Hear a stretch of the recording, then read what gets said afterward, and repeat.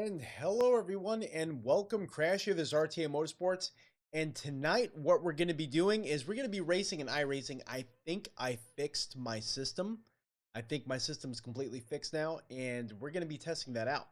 I'm going to test out that theory. Last time we tried racing, it was not good. There was a lot of computer issues. Pretty much couldn't even get in the rig without everything completely skipping and freezing all over.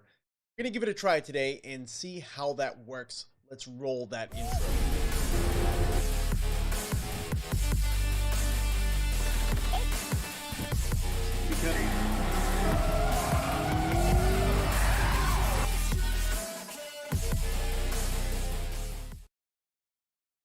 All right, everyone. So we are back. Let's talk about what we did. So a lot of you actually suggested that I go through that. It seemed like what I was fearing, and that it was an actual USB related issue. So what we actually did was we went through and disconnected almost all my USBs, went through one by one, reconnecting everything. And hey, Norman, what's going on? And lo and behold, I ended up finding out that my rig was actually connected to a USB hub. I always thought my rig, my motion rig, was connected directly to the motherboard itself, not a USB hub. I have two USB extensions that are identical, and the one that's connected to the rig was actually on a hub that's double side taped back to the back side of my computer itself. So I think that's part of the issue. I think maybe too much bandwidth was going through that USB hub, too many things that were going through that USB hub, and that's probably part of the issue. So I've been having my rig actually connected and going this whole time, and we haven't had the audio cutout issue that I was experiencing like crazy the last few times we tried to live stream. So if you're having any similar issues as to that, maybe this stream will prove that I've actually fixed those issues.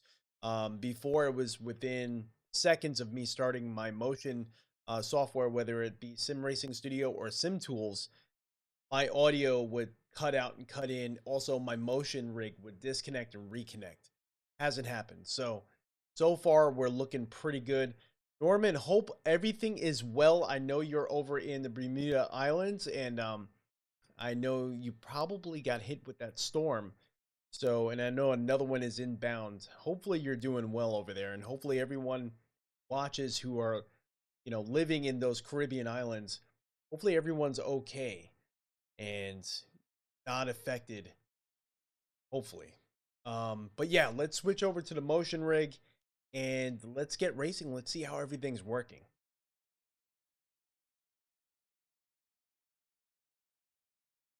Hopefully also when I switch this view, you don't actually lose everything. All right.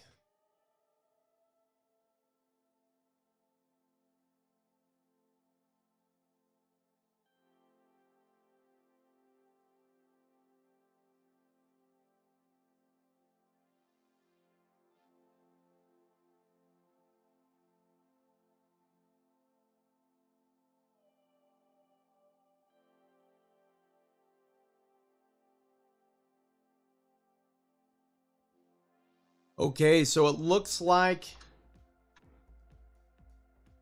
seems like everything is still connected. Let's turn this camera up a little bit. There we go. All right, so we are still connected, still going. Good deal. And all right, because I know last time I changed the view, we actually lost the whole live stream altogether. It just restarted. So let's get everything good to go. Let's make sure the camera's on. And we have a new anamorphic lens on there. This was not a cheap lens at all. This is a high-end lens that we bought for the live stream to try to give a little bit more view of the rig and also the side monitors. So hopefully this works out pretty well.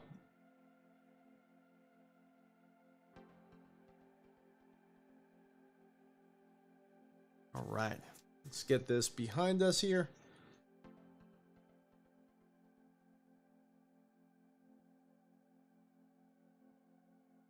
Okay. And let's get everything else running here in a view that I could see. All right, Norman says, had no power for a couple days and no internet. Oh no, just got power back on yesterday's cell phone as a hotspot internet connection. Oh man, hopefully you get that back soon, but I'm glad to hear. Is that the only thing that happened? Hopefully nothing else occurred, but you know, hopefully that's the extent of it. Seems like you kind of dodged everything else, which would be a good thing. I know that storm was pretty darn serious. Let's load up iRacing here. I'm gonna load up some practice sessions. The next race is gonna be in about an hour. So we got some good amount of practice time. Let's jump in this practice session. This session here is 214 in iRacing. If you want to join in, it's a Fanatec GT3 challenge. The race itself is only going to be about 20 minutes, so not too bad, not terribly too long. But so far, I'm very glad at the stability we have. And this is only days away between the Ryzen launch of the new processors and motherboard. I don't know if I'm really going to be going for it, to be honest with you. I have a 5900X. May want to wait for the reviews. But so far, the preliminary videos I'm seeing, and I don't even know if they're real videos, it looks pretty darn promising. So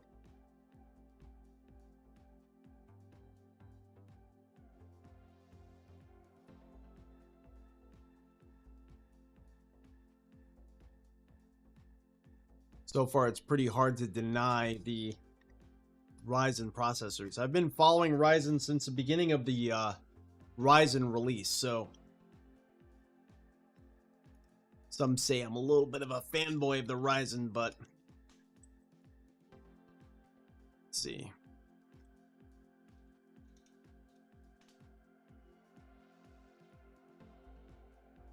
Looks like SimHub is not running. Let's make sure that's running.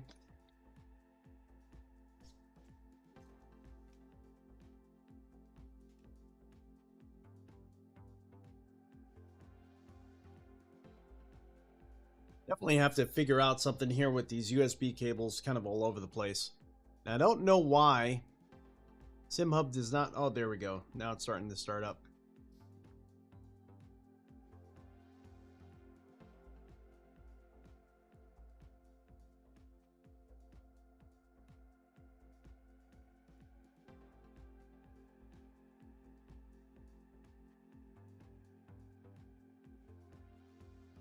All right, good deal. So let's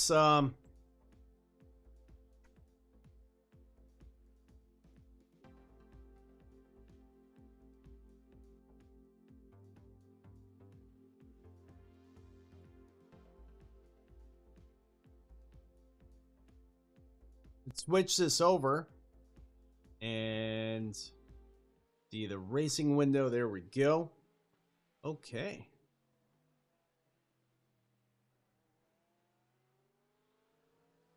You could see how much more... Oh, I forgot my gloves again. Oh well, we're gonna have to race without the gloves tonight, everyone. But you can see how much more real estate 153.38 you can see on the sides here, as well as actually seeing the dash display on the wheel. That's not normally what we can see. Again, I know I've gotten some questions regarding this in the past. This is not a projector setup. Although I do appreciate that question. That does kind of help me out as far as, you know, it's kind of the look I'm going for, but that's not what this is. This is triple 32s, anamorphic lens, so it's making the monitors look a little bit smaller because it's zooming out a little bit, but we do have the bezel-free kit. You can see those lenses on there. Let's jump in the car, and hopefully the motion rig picks up. Matching car and track data found in Sim Experience database. Profile modified. There we go. Okay. So I do feel the seat vibrations going. Let's turn on the limiter there. Pit lane speed limit is 60. I do see my tachometers acting up. It might need to be on a different USB port. than what I set it up as, but that's fine. Pit exit's clear. We got a black flag. That's okay. This is just a practice. Motion rig is working. We're in the Ferrari 488 Evo. You've got 3 laps to serve this penalty.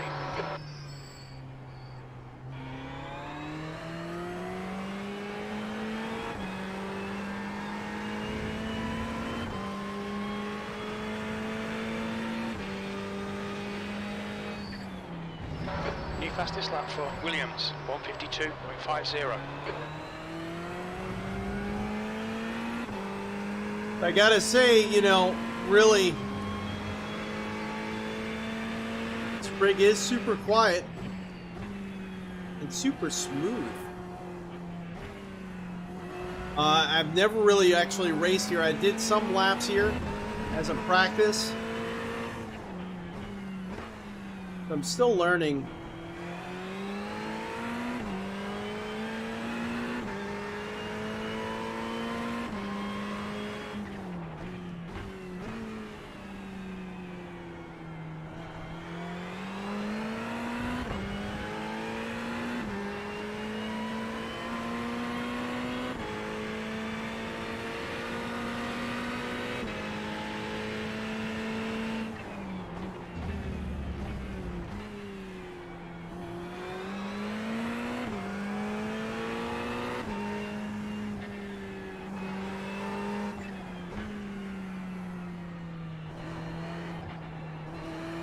On the throttle way too early. Alright, so that's 1 lap down. And so far, it is feeling good. Alright, let's go back to the pits. And let's get that penalty off the screen. Come on. So apparently I need to reset the button I have for going in and out of the car. Hopefully the audio sounds good. Definitely let me know. And let's set up. Yeah, options.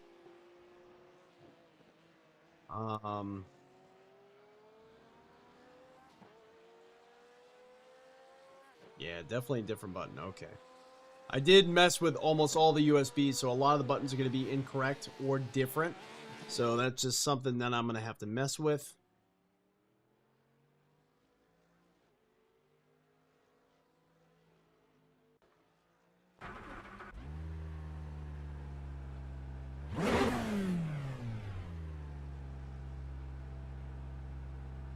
Sound's also going through my speakers too. Turn them down so I don't wake up my wife. Alright, let's get chat going where I can see it, because I actually can't see it at the moment.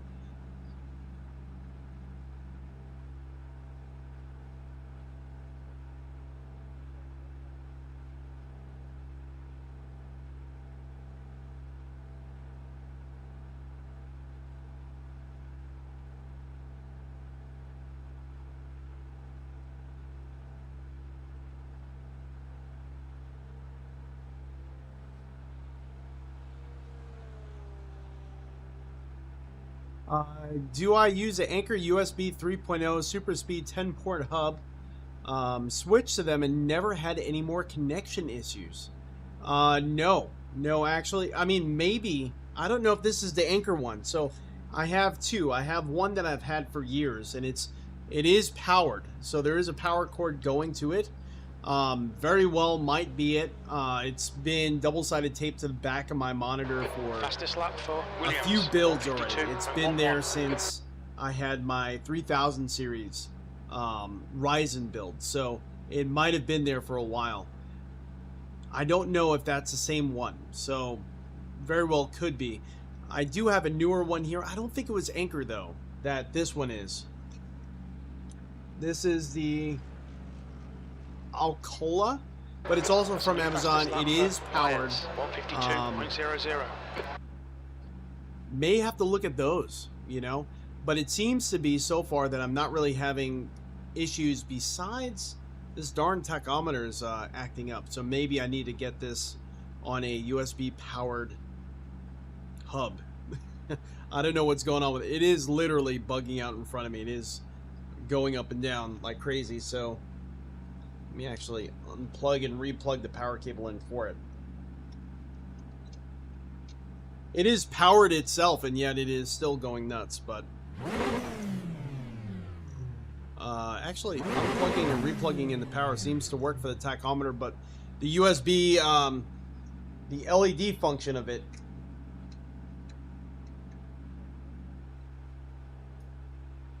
seems to not be working. And let me actually restart Sim Racing Studio and see if that fixes it, because sometimes it does.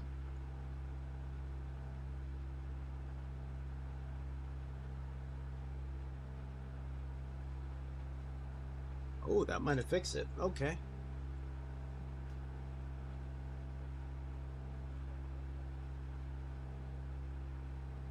So now it says neutral. Oh.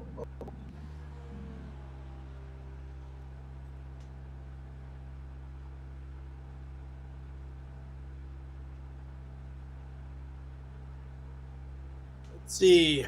That may have fixed our issue. Okay. Oh yeah, that's looking good now. All right, let's get on track and let's see what this is like.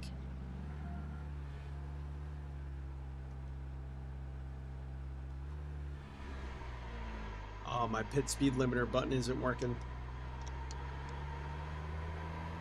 Just gonna have to really watch. Exit's clear. Stay behind the white line.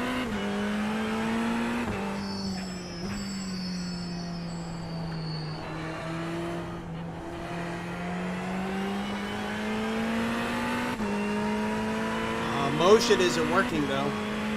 Funny enough.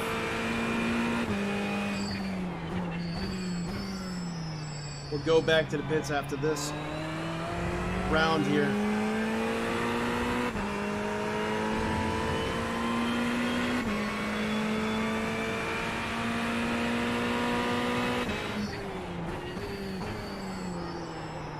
A little too hot through there. Gotten off track.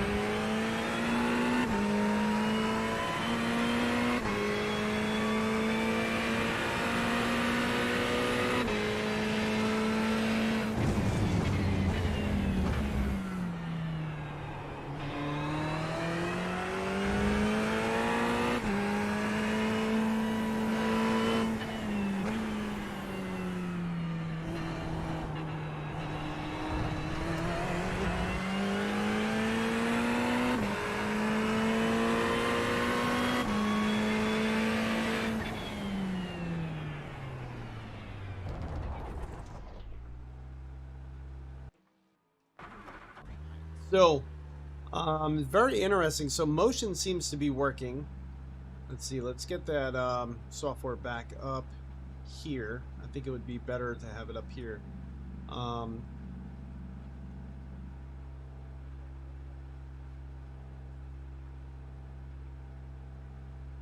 Let's get...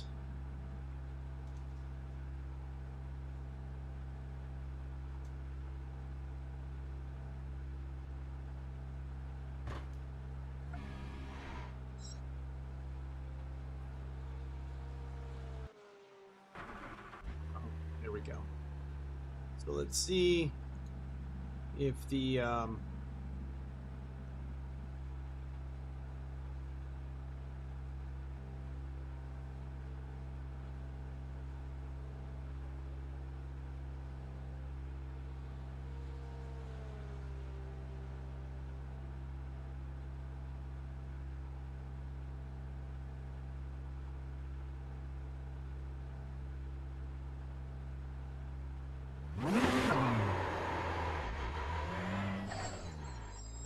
motion's still not working. So let's restart the software again.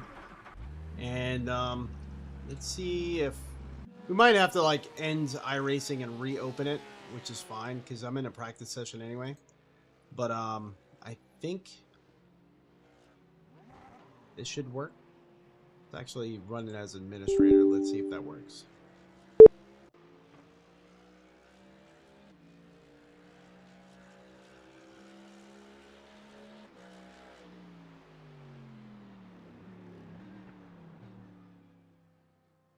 So it's actually kind of kicked off to the right. You could see that that angle is a little off to the right now. All right, so we'll restart iRacing. Let's do that.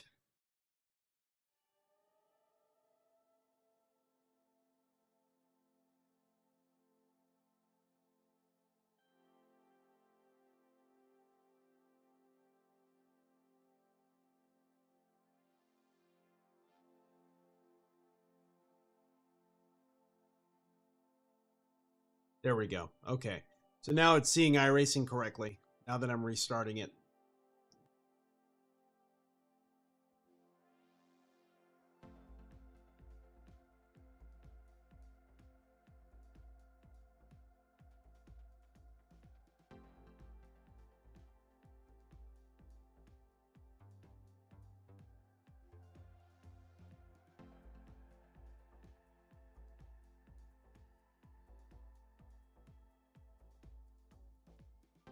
All right, here we go. Let's get this view changed over. Boom. All right. So this should work beautifully now. Hopefully everyone had a great weekend. Let's get that microphone just out of view.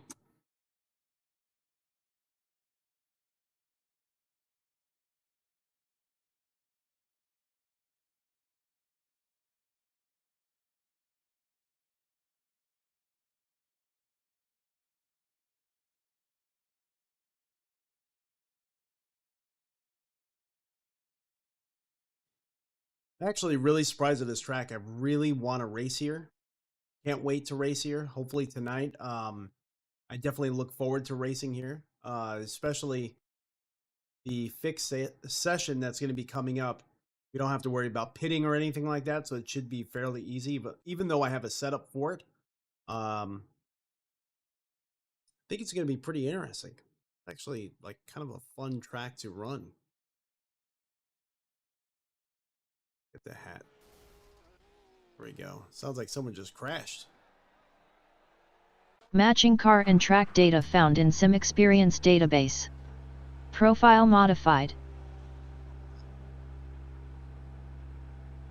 The leader has just done a 153.47.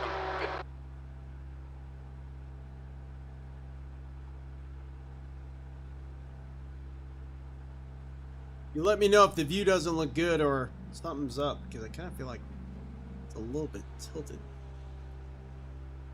Why? Anyway, let's get on track. Let's get New going. fastest lap for Williams, 152.61. Exit looks clear.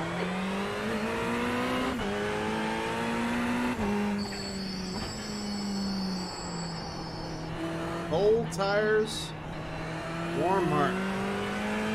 You have to change that rev light to 100%. I think it's at like 70% right now.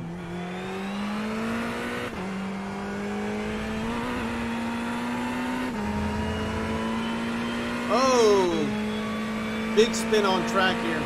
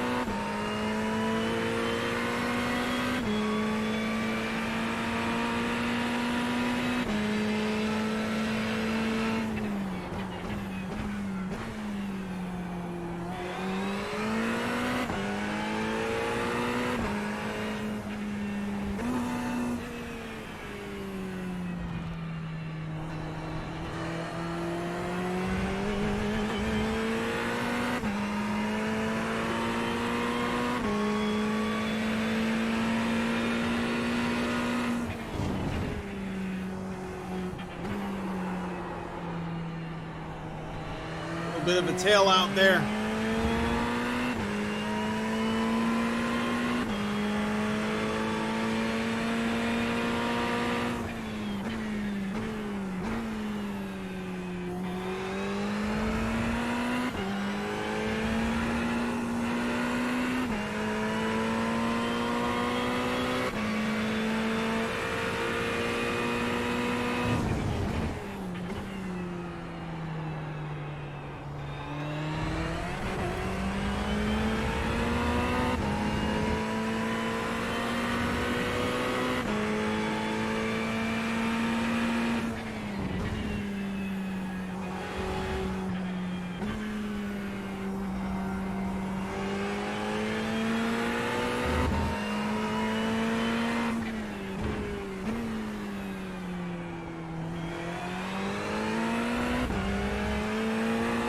Go.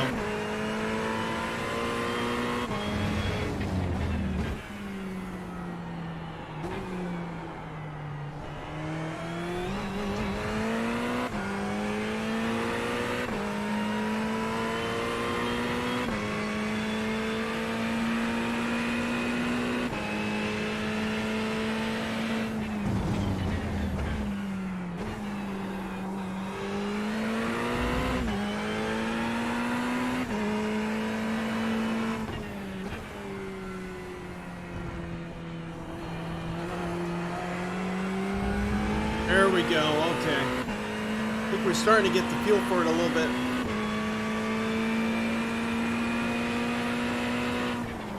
V6.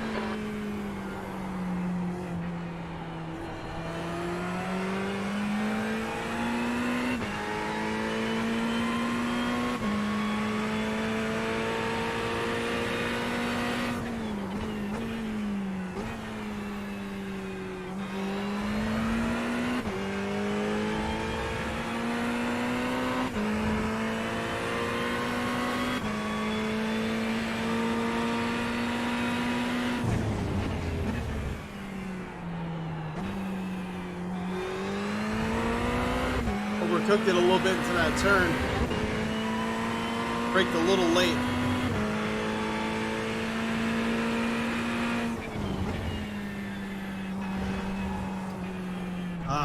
We messed that up. I turned a little bit more speed.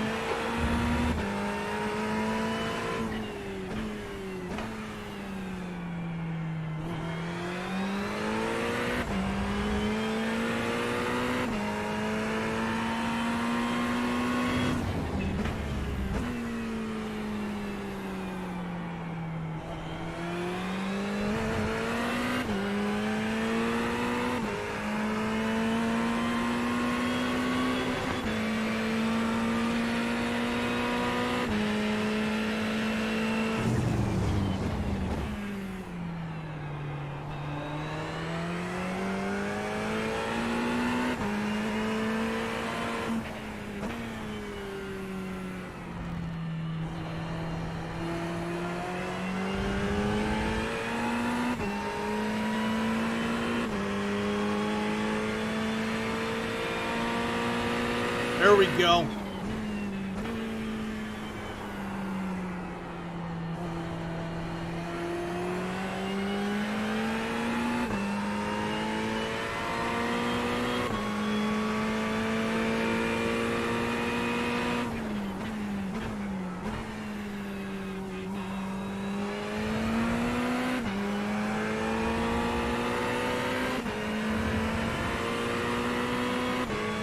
And if you're just joining in, we are driving the Ferrari 488.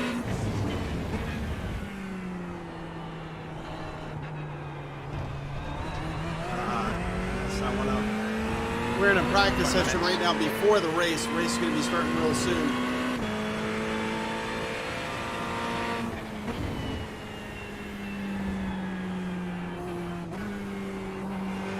We're in a 3 degrees of freedom motion rig.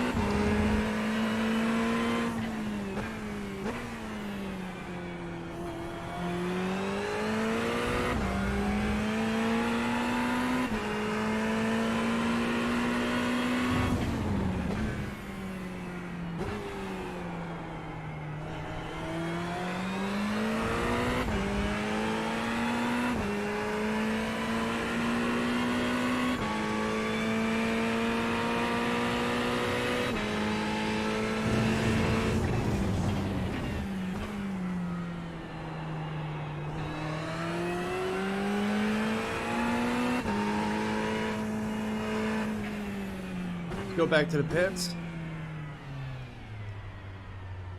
Watch your speed. Engage the limiter. But I do need to enable the control for the limiter. I don't have the control on. Since we changed all the USBs around, a lot of controls aren't working, so let's get that working again. Boom. All right. So let's go to options. Let's go to control. There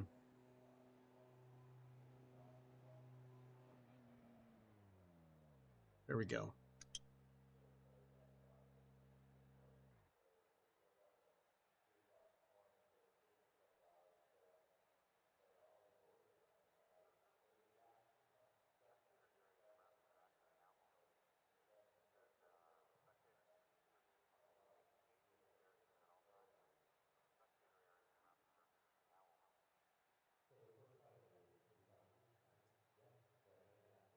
A lot of the controls got changed on me. So let's see.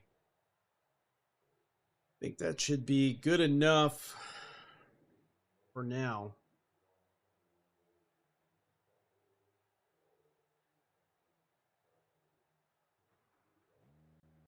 Oh, also I need pass left and pass right. Let's see.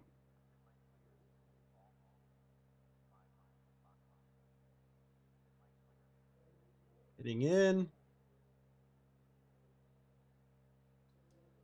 Hitting out.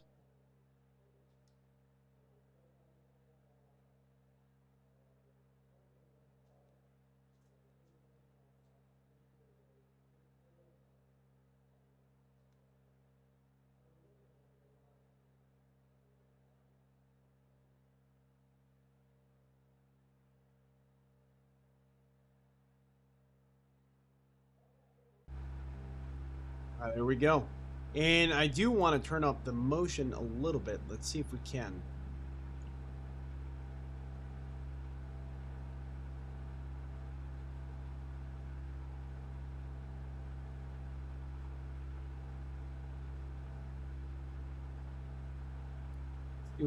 Welcome to the IntelliTune Wizard. Click next to start.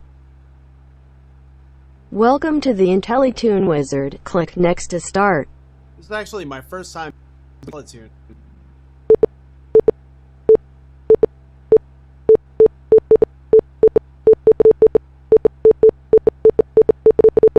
So every once in a while, this sort of thing happens. Let's see. Let's see if it clears up. There we go. I think it already did. Good deal. Telemetry Next. capture starting in 10, 9, 8, Oh, okay. 7, 6, 5, 4, 3, 2, Basically, 1. 3 laps.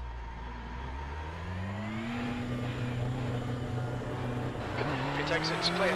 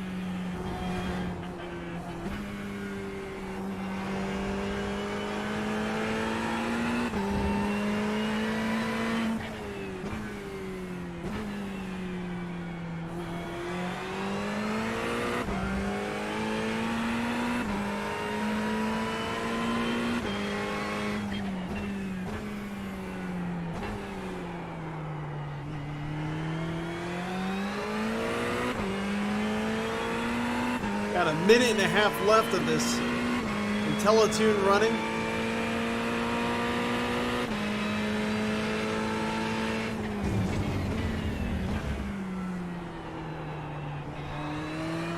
missed that apex.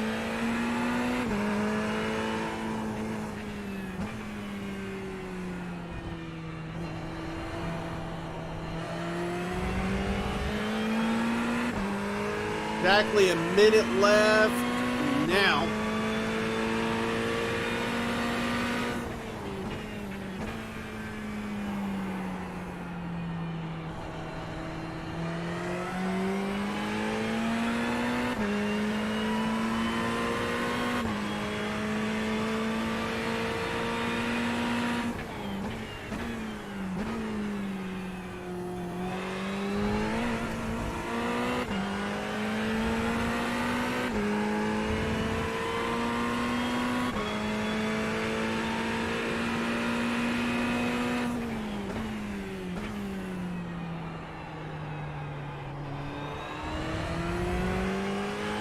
Really wide.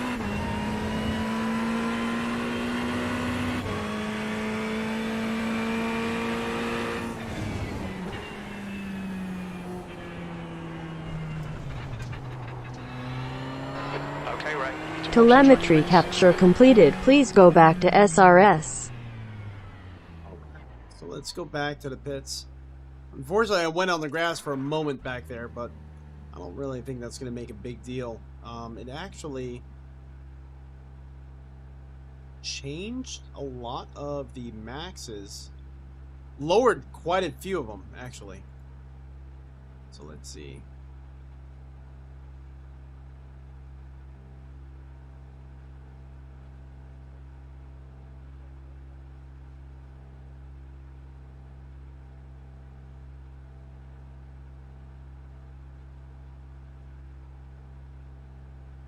Okay. All right. So let's give that a shot and let's see. Let's see what that's like. Let me get chat back up. Being that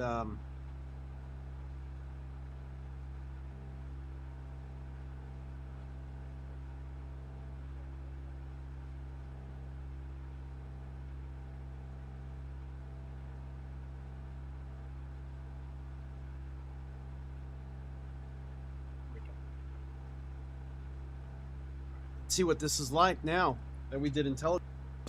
This is nice. Actually, rig working. It's actually a nice change. All right, let's get the pit speed limiter. Oh, also, I did want to set. This will only just take a second. Let me set the tachometer gear shift from 94% to 100. And let me just save that to iRacing because I think this is going to be what I need. Boom. All right. Let's get on track.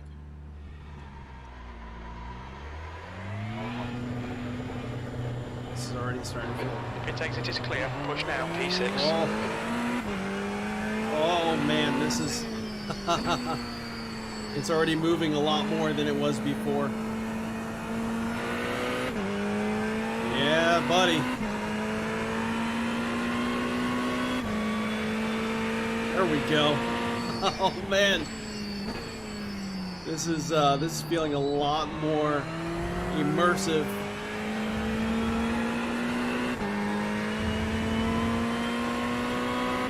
Yeah, this is moving quite a bit more, but it's not feeling crazy. So I've actually taken my car to many track days on a racetrack. Granted, it was Thunder Hill Raceway, and I gotta say, it is pretty violent when you're at speed in a car. Mine's a road-going car. I've also done a racing experience. Done a racing experience inside of a GTE race car, and it's pretty violent. Like the little things that you feel inside the car on a track. Tracks are not as smooth as you would think. And especially at speed, the impacts are a lot more aggressive. Braking is a lot more violent. You do feel a lot of that nose down sort of sensation I'm getting now. This is, I can't believe I didn't do a teletune earlier. This is amazing.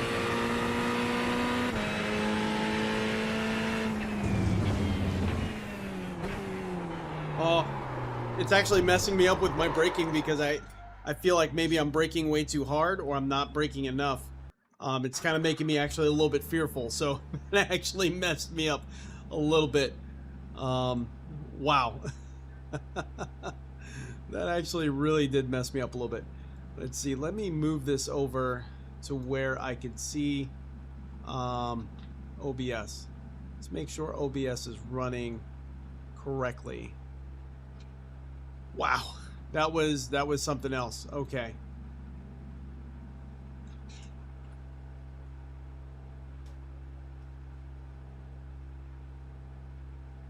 I don't know why OBS is kind of hiding every time I load up.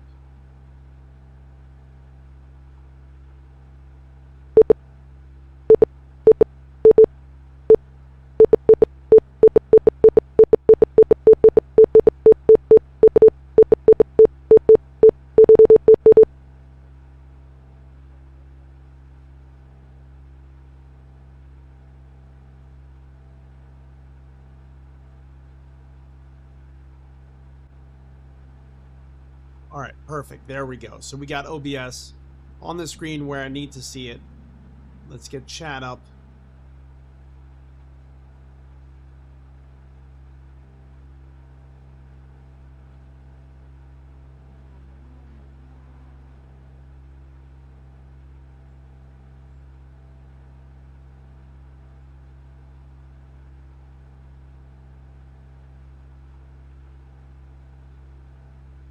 Very interesting. You kind of see me, I keep trying to put my simulator full screen, and when I do, everything on my top monitor changes its position completely.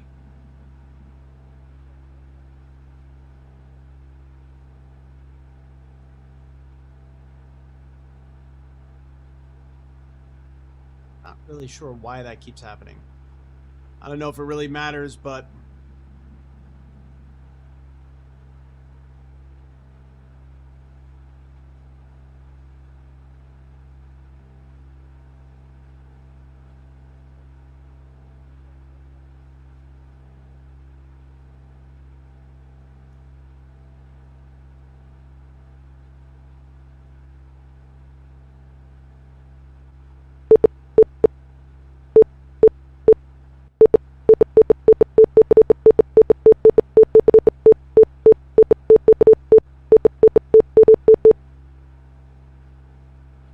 there we go. Okay. I don't know. For some reason, it won't let me get OBS on my screen at the same time. Not really sure why. Every time I load up OBS,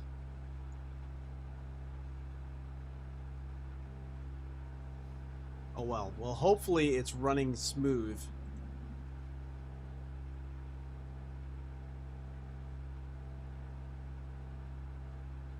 Guys, let me know if this is running smooth or not.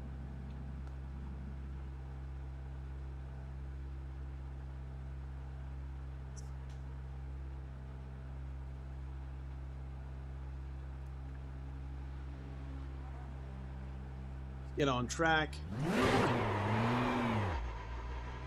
Need to enjoy this. Pit exit's clear. Disengage limiter.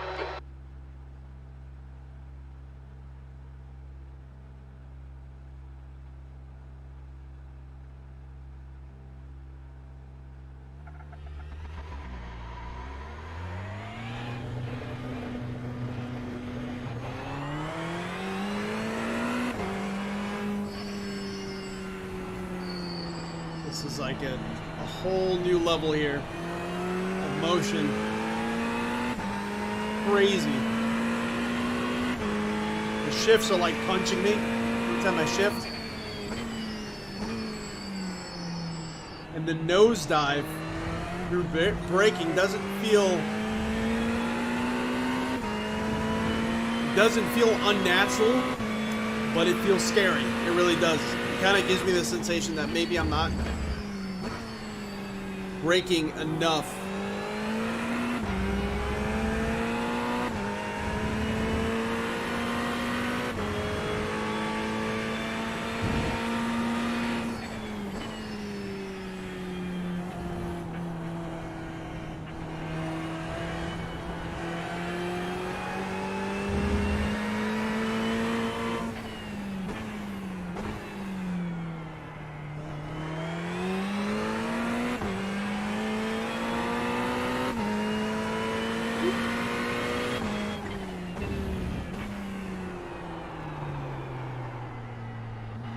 Felt the rear kick out a little bit under that braking. That was a little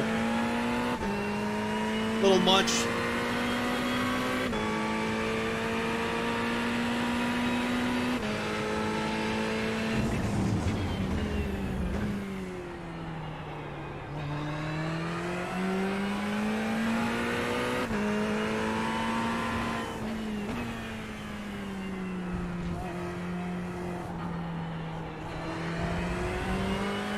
Gotta really stay off the throttle there. Oh man, just got punched in the back of the head by the seat. Oh, again.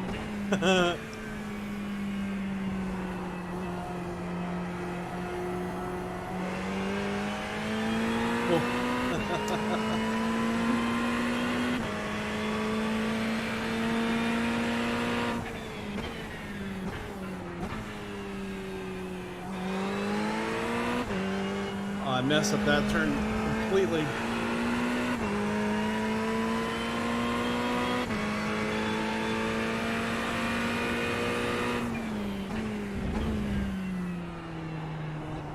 Sector 1 is 0.3 seconds off the pace.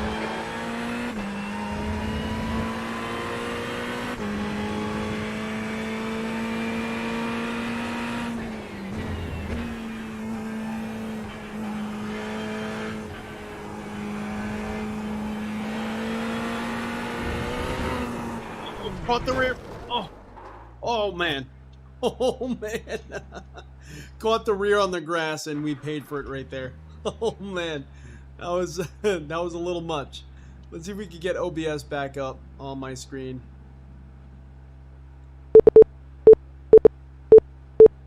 There we go. For some reason it wants to only load on my main screen here.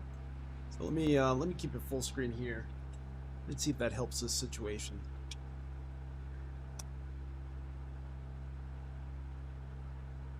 I think it will. Sorry about the beeping, everyone. That is something that seems to be happening every single time I go from, there we go. Okay, beeping's over. Every time I go from one screen to another. And let's bring up chat again. Boom. If you guys have any questions regarding this rig, definitely let me know. I just want to monitor OBS and make sure that OBS is running the way it's supposed to.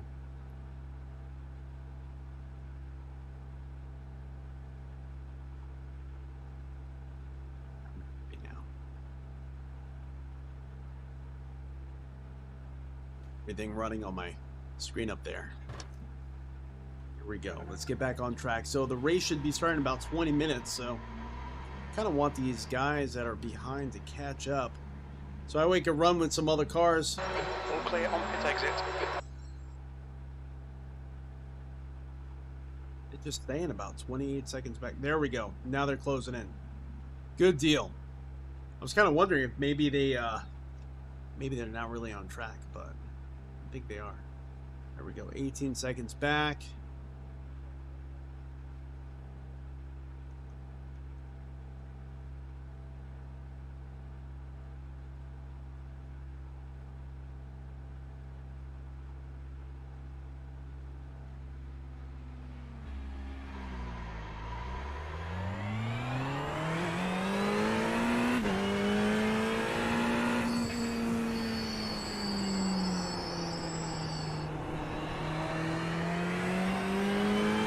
That's Remy Malay ahead of us there. He's got warm tires, so he's going to probably pull away from us a little bit. Oh, yeah. Yep, we went right off. Our cold tires just pushing them way too hard.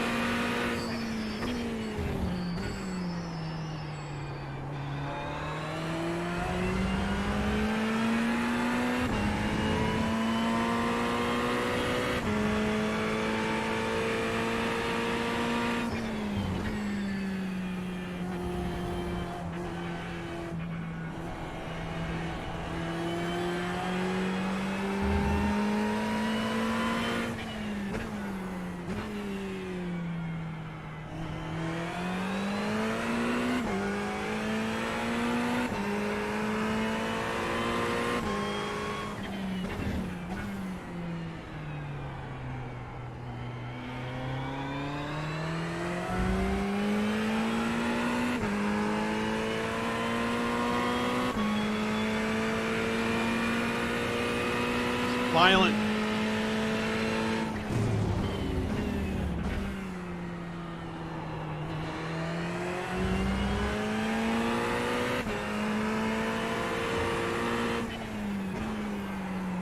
Oh, almost locked up the tires there.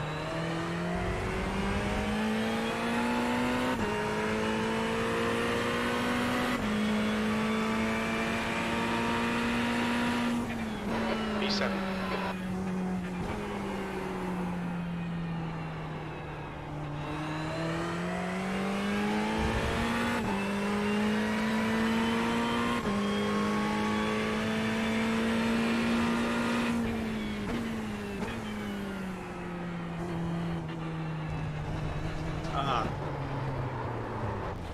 Spun it. Okay, He Ray, spun need it. to watch these track limits.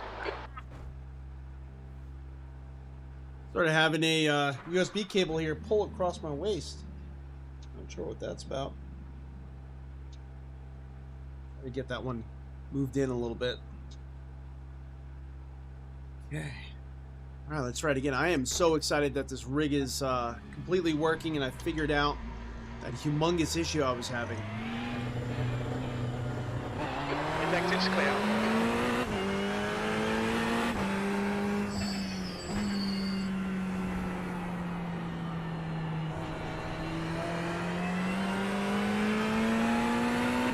Again, we're practicing for a race that's going to be starting in iRacing in about 20 minutes.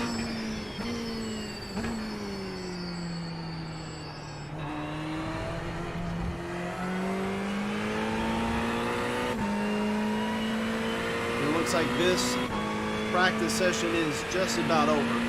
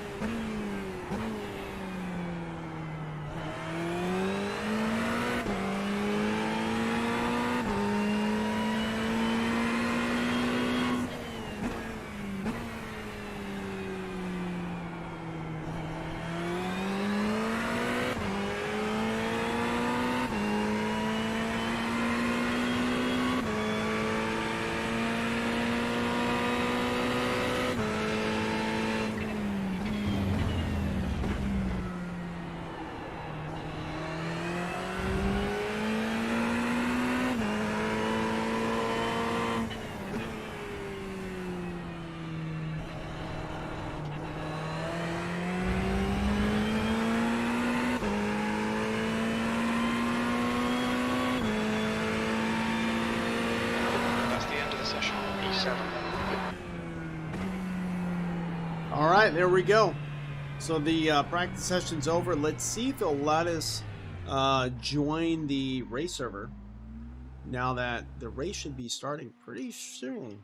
Pretty darn soon. So let's see. Let's change this view over. And that was actually a pretty successful race session, or practice session, I should say, considering...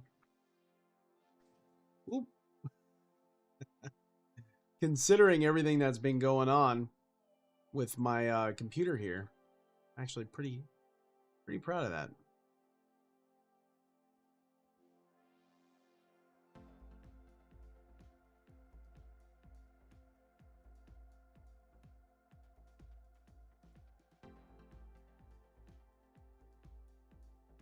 There we go. Okay. So let's join in the race session.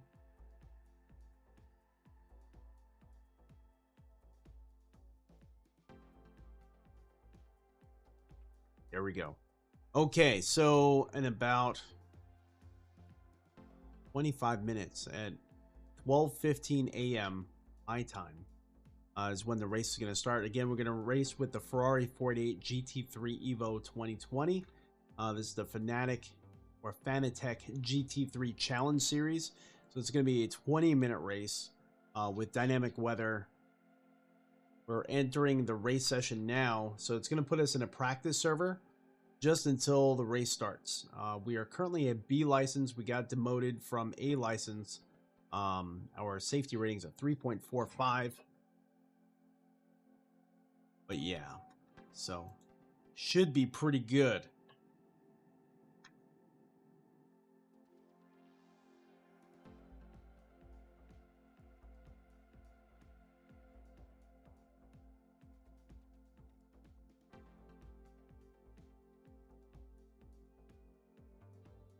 For whatever reason, I do have a humming sensation coming from my speakers. Not really sure what the heck that's about. But I'm just muting the microphone so y'all don't have to hear this incessant ringing.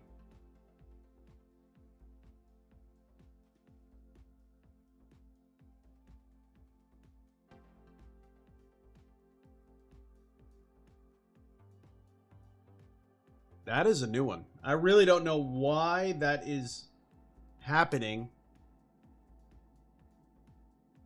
Glad the sound is being blocked by the mic or by the NVIDIA RTX sound thingy.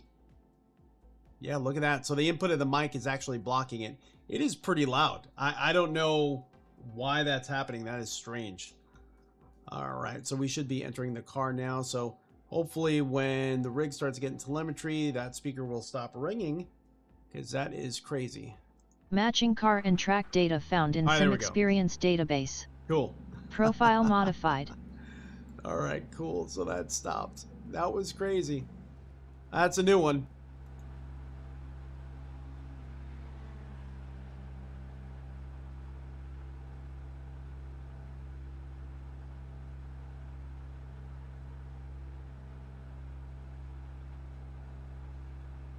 All right, let's get on track.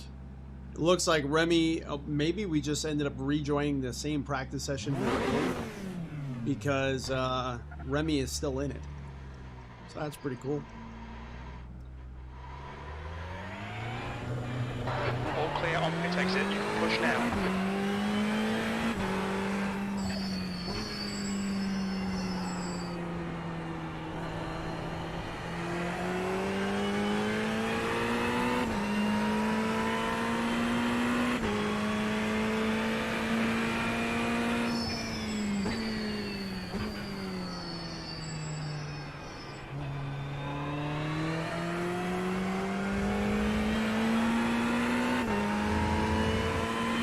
Having to keep my foot planted as hard as I can, because when the rig comes back through road bumps, it's actually bouncing my foot off the throttle pedal. Perhaps maybe a little bit too much motion.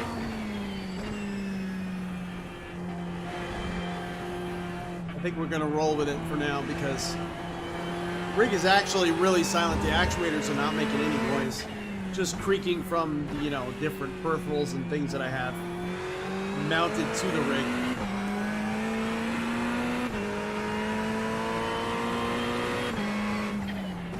I can't even hear it with my headphones on, and my headphones are not even that loud.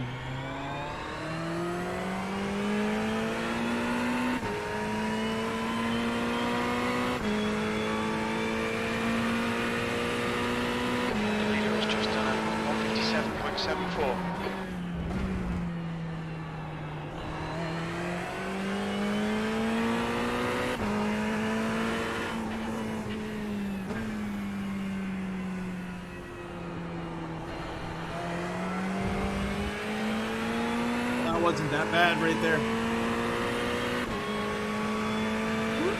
Oh man, I'm getting tossed around.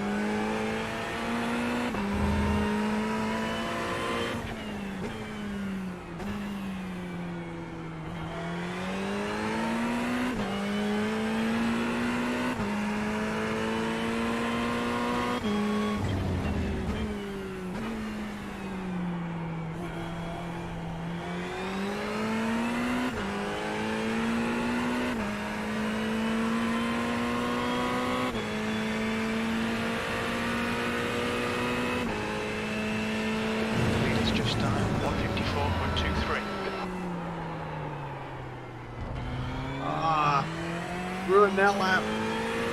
Kind of like slid it in. I didn't brake early enough.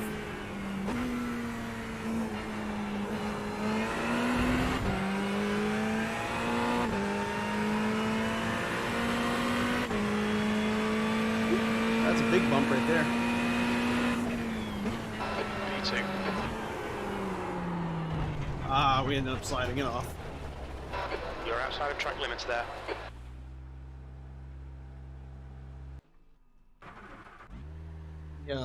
Raise up the volume a little bit to my headset. Get a little bit more immersed. Let's see if this guy ends up going out on track in just a moment. Kind of want someone to run with just to really see where I'm at. It's kind of beneficial to do that every once in a while. Anyway, everyone, how do you like this view here? Especially being that I turned off. Let's see.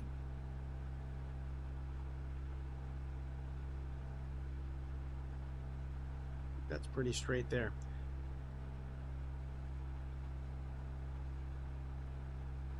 I turned off the motion smoothing, or motion interpolation on the app itself. So I mean on the camera itself, so that way you're getting all the raw motion, but also it kind of zooms it out a little bit so that way you can see more of this beautiful wheel that I have, this Cosworth LMP1 wheel, and you can actually see more of the rig and more of the race. So let's see, let's make sure. Yeah. Make sure it is. Boom. Okay. Make sure it's focused. Does not look like this guy is going to be running anytime soon. Let's flash a few times. See if he wants to go. Doesn't seem like it.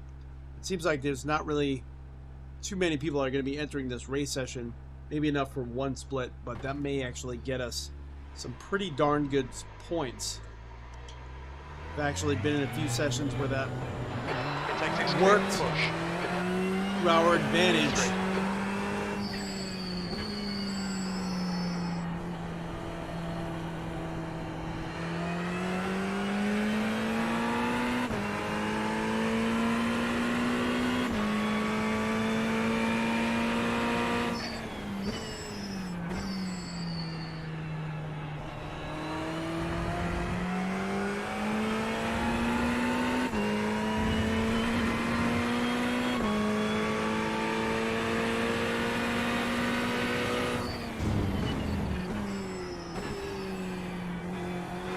Sector 1 is 3.8 seconds off the pace.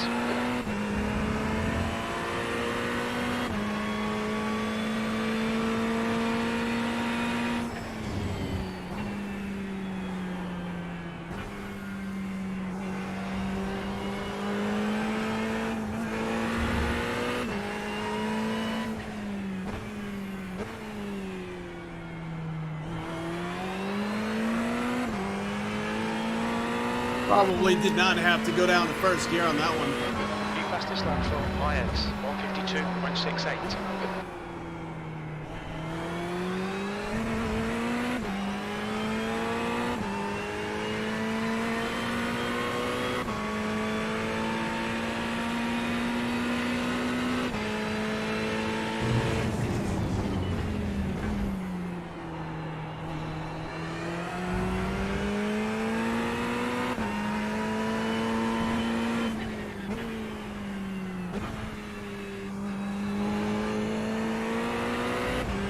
There we go.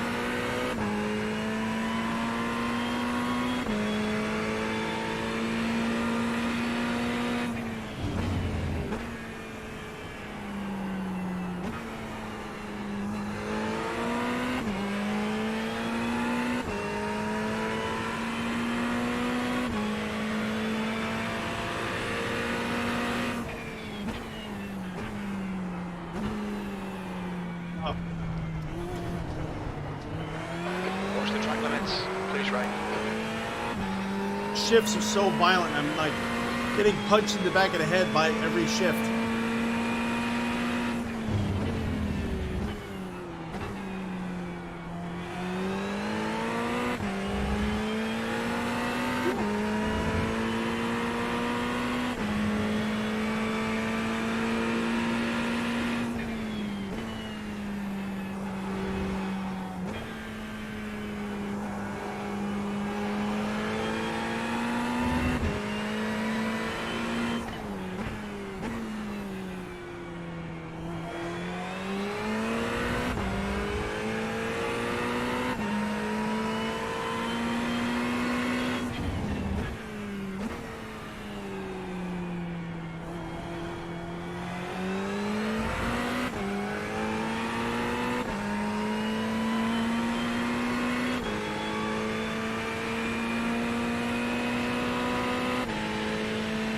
Wow.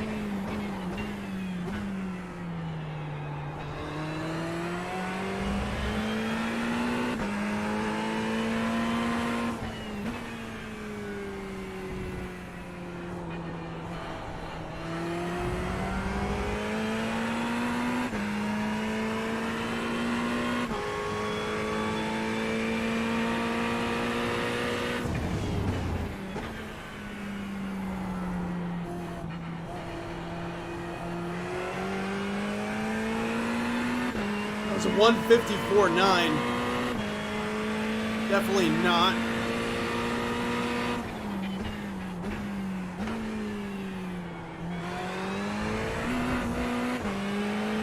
Not top 10 worthy, to be honest with you. Still need a lot more practice at this track, but this is really the first session I've had at this track since I purchased it. Sector 1 is 0.6 off the pace.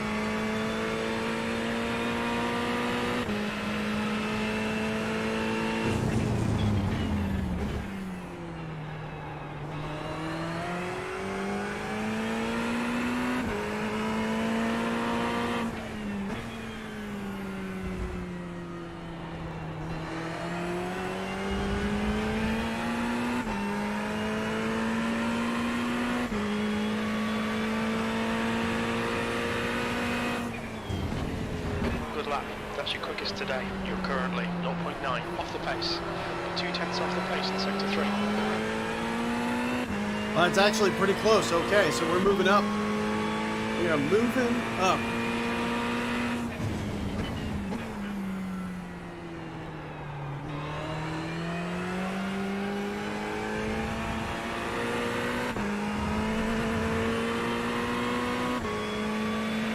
Gonna be a brutal race.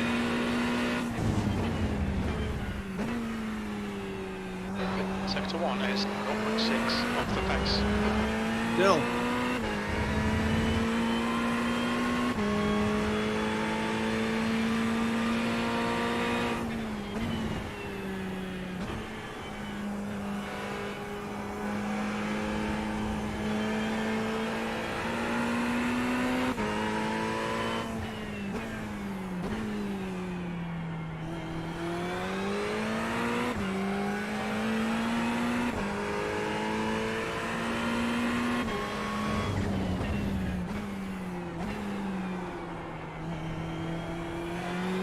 Sector 2 is 0.33 off the pace.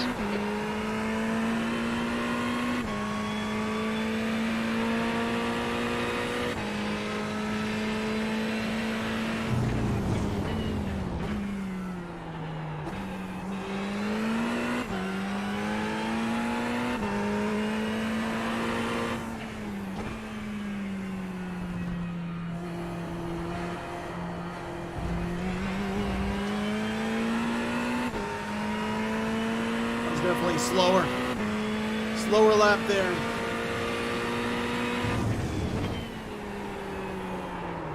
Sector 3 is 0.28 off the pace. This lap won't count. You've cut the track. Let's go back to the pits. Take a few moments. Woo!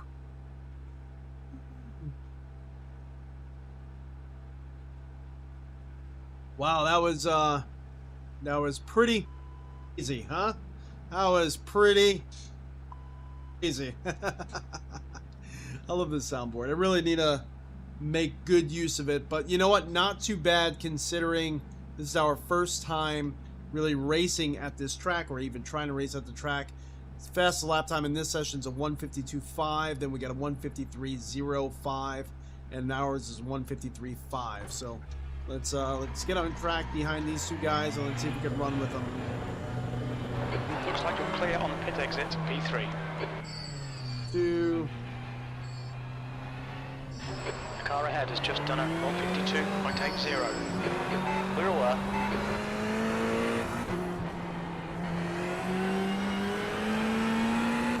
Alright, so we got Jason Myers 7 and Remy Mallet in first. Let's see what we can learn from these guys about this track. There is videos by VRS whenever you're downloading setups, and we did download a setup from VRS.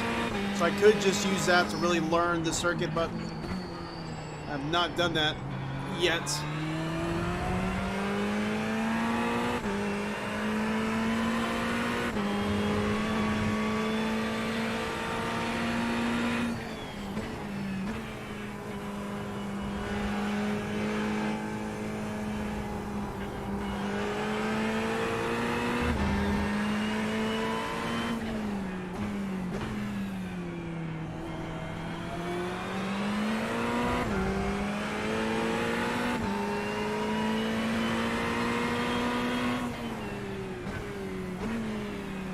On your left. Keep it steady. Still there. We're left.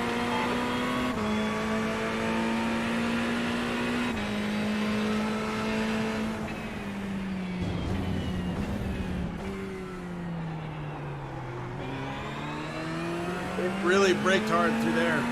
We had a good runoff. There was really kind of no reason for it.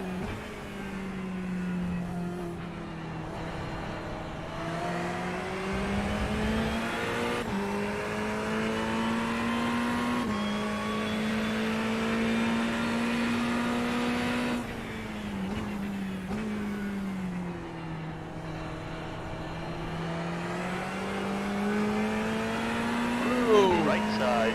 Spun the tires there. Clear right.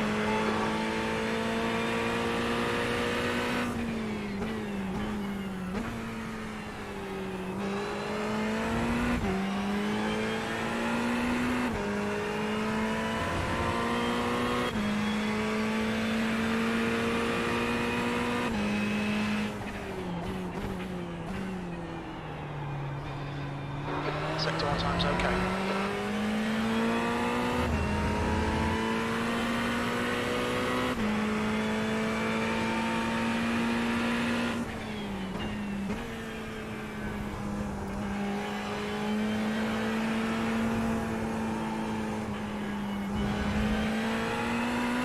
We screwed up that.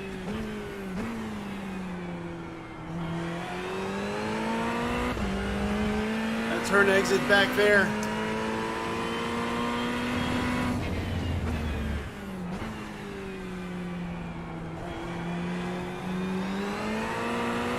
Sector 2 is 0.7 off the pace. We don't seem to be the only one making some mistakes here, so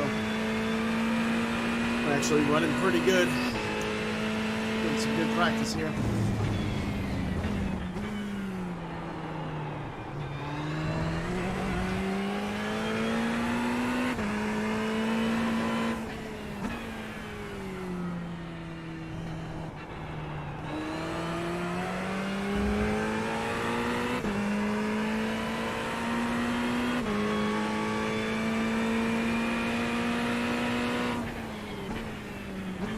That's your quickest quickest lap in this session.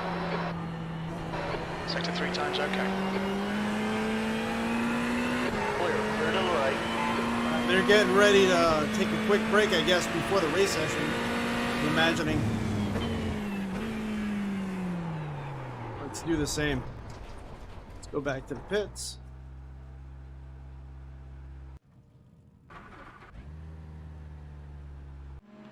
One thing I want to see here is if we try to, we don't have a, we don't have access to our actual setups, so I don't think you could actually change fuel level or anything like that.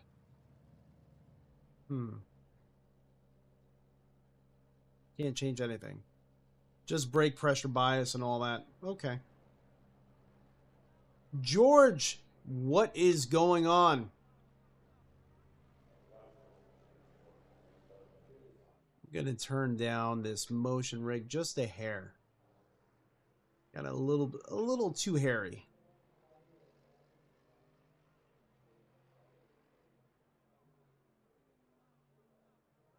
Boom.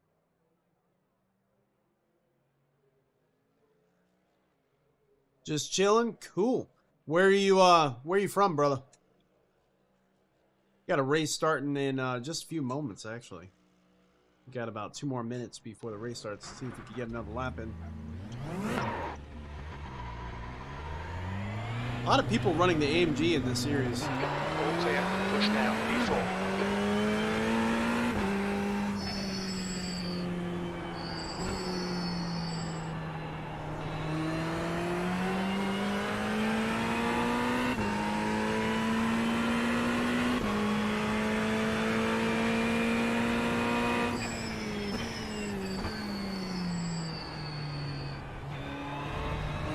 Hear those cold brakes just squealing.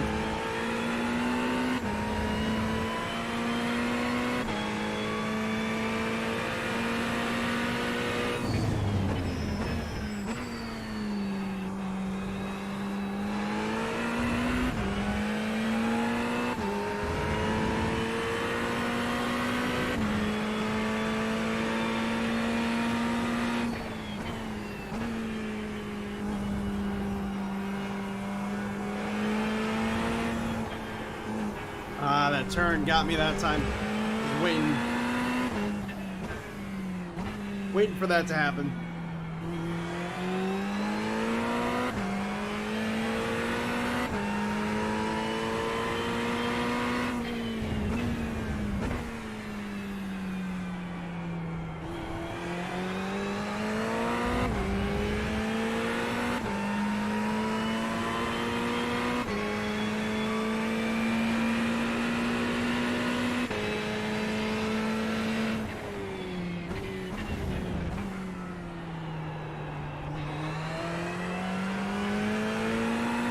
Go. So the race session is starting. Pull off to the side here. Let's join that session.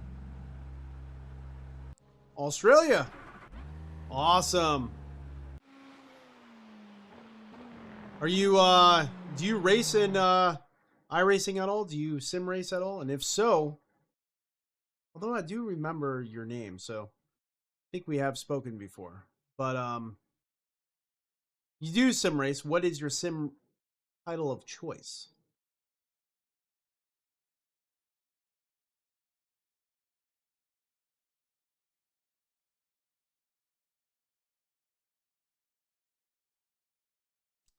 Let's see. Of course, I am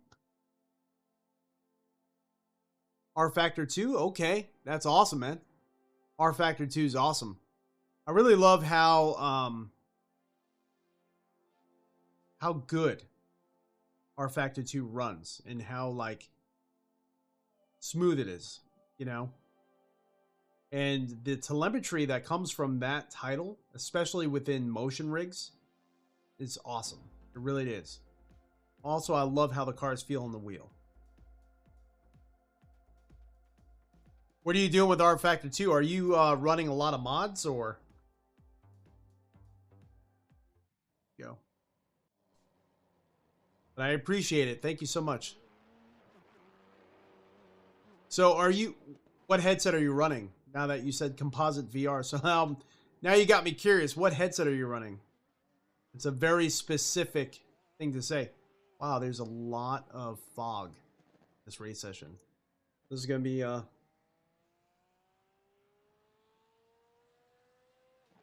be interesting. So again, this is going to be a 20-minute race session, scheduled iRacing. So you have pit limiter on this Odyssey G2.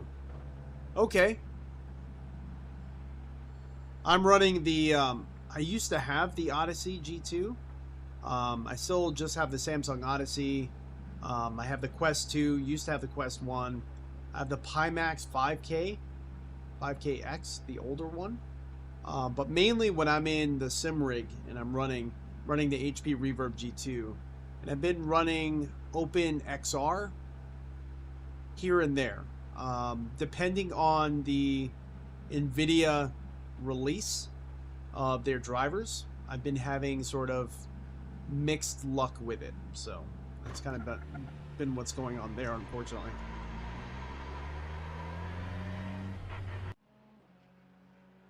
Here we go. So this is going to be the qualifying session.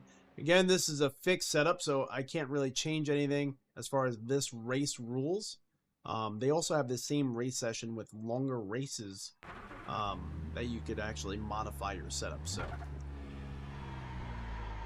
here we go. This is qualifying. So we got this one parade lap, and then we got two laps to get the job done, mate. And then we got the 2 qualifying laps thereafter. This is a longer track, so 8 minutes. It's going to be probably just enough time to really get it done.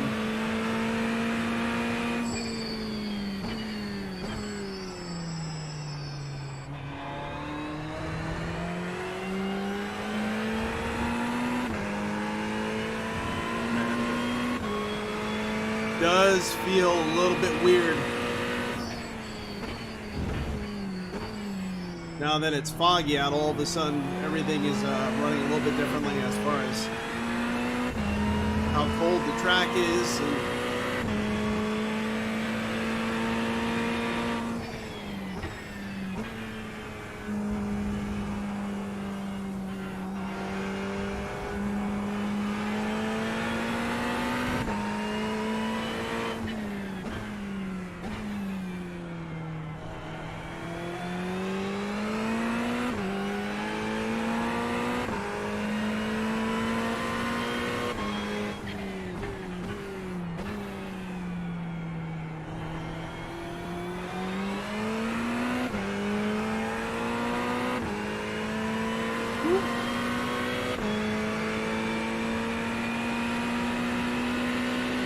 Backstretch is not as smooth as it looks.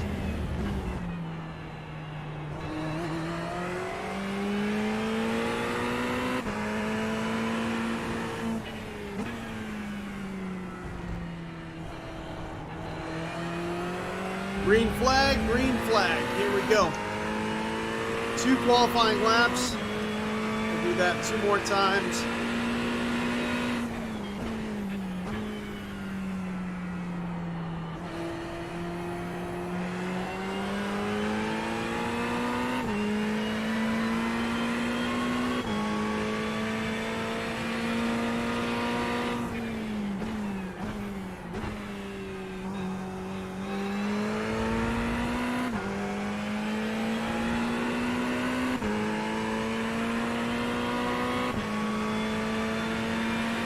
You know, I haven't really tried the GT3s and Automobilista yet, especially their most recent update, so I'll be kind of eager to try that soon. Over braking that. What are you using as wheels and pedals?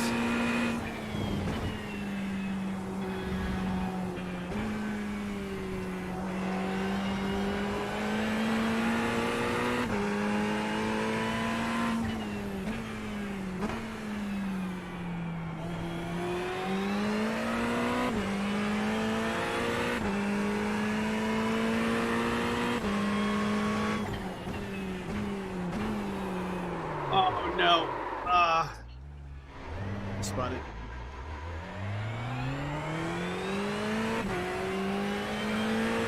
Oh, nice. The Fanatec inverted pedals. Those are sweet. I've always wanted another pair of inverted pedals. I used to run with the Thrustmasters back when I had my, what was it, the TX wheelbase. I used to run with those Thrustmaster pedals inverted and absolutely loved them. Never had a pair of inverted pedals again. I'm running the Husenfelds, which I technically could mount inverted, but never really had the chance to, so. May have to do that one day. Oh man, that bumper's a little rough.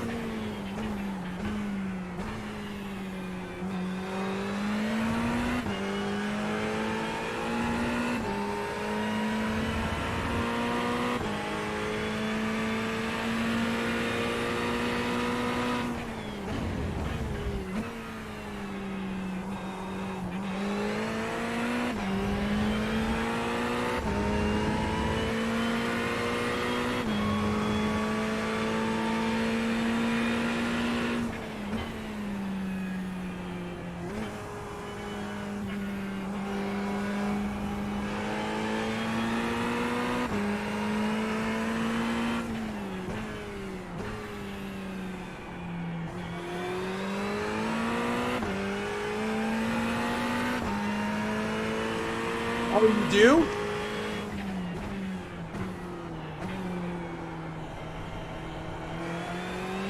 Okay. Yeah, I've been, it's going to be a little tough, though, because right now the 4090s are going to be coming out, and I'm actually looking to get my hands on one of those.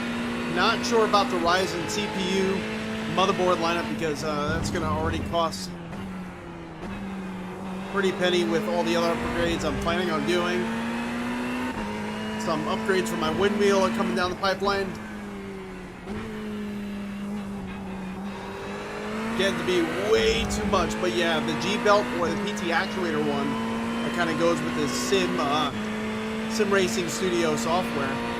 So I only got one lap time in, but not a bad lap time. I think it's my fastest lap time I've ever ran. So I'll definitely take it, a 1:53.4. Probably should have been the 1:42 range, to be honest with you, to really be competitive.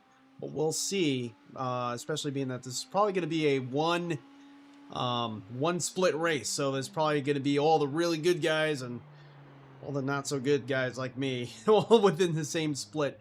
And yeah, you could see I am down P12 so far.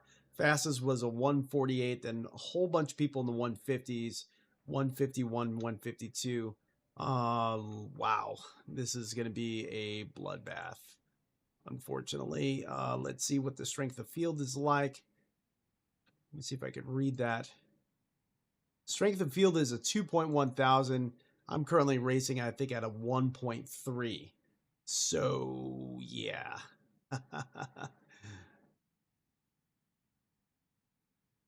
We all need cash injection. I want to buy a DK2 motion system next. DK2 motion system, where who's that from?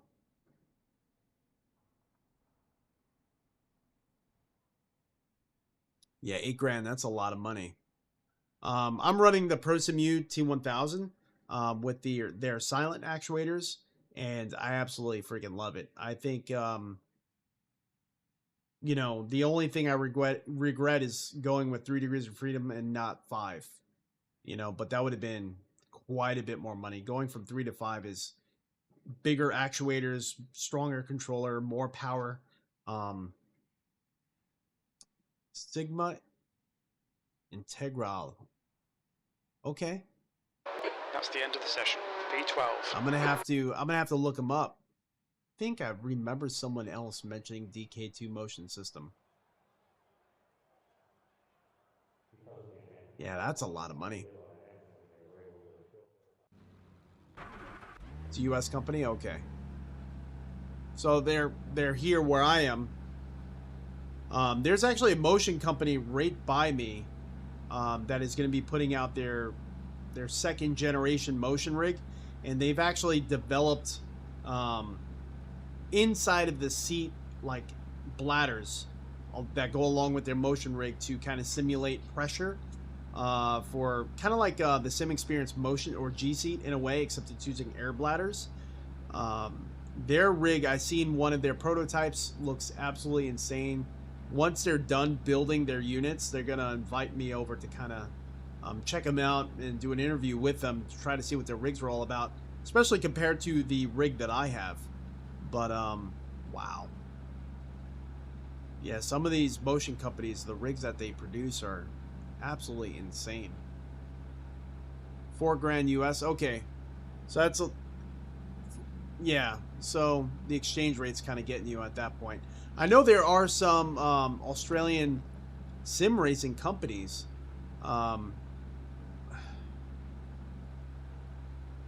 Yeah, the G seat, that's amazing tech. It is expensive though. That's why I don't have one myself. Guy just popped in next to me there, kind of. So let's see. We are running P12 out of looks like possibly 15 cars. 14, 15 cars total are going to be on the track. Hopefully we have a decent race. It's going to be a 20-minute race session. The track temp is 37. The air temp is 21 Celsius. 20 minutes. Follow car number 11 in the right column. You mean the left column? Hey, George, thank you so much. But yeah, like I was saying, what is it about that motion rig that really got you wanting that rig? What did they do that really set them apart from the other ones that you're looking at?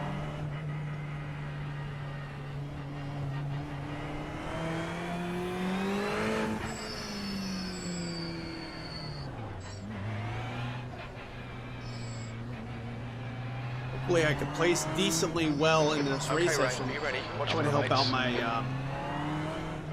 my I rating quite a bit.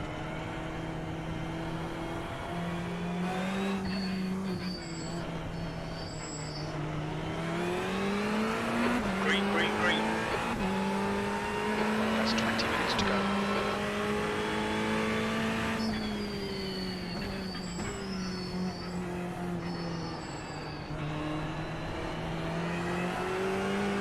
Left side, clear on the left. Oh no.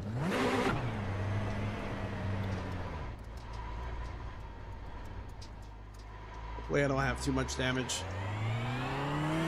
Oh yeah.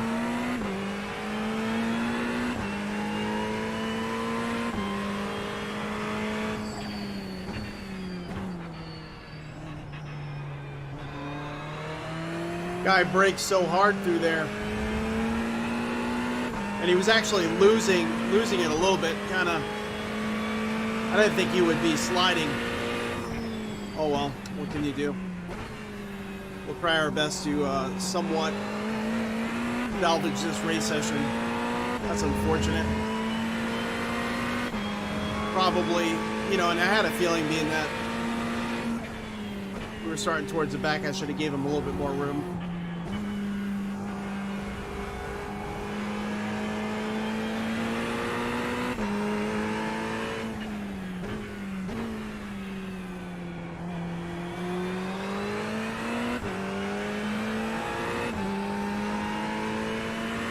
My hearing column's a little bent.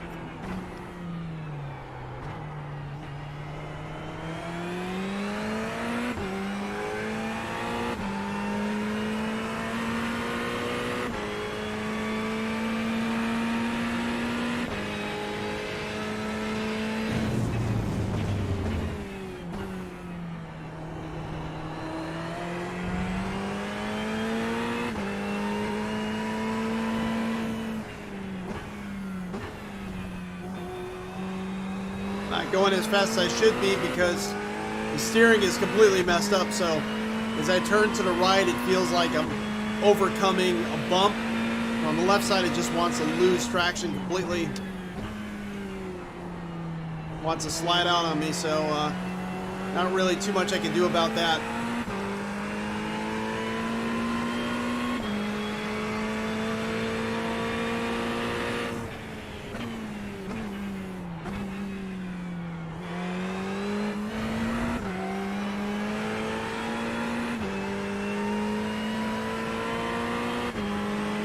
I definitely have to try out a G-belt. That sounds awesome.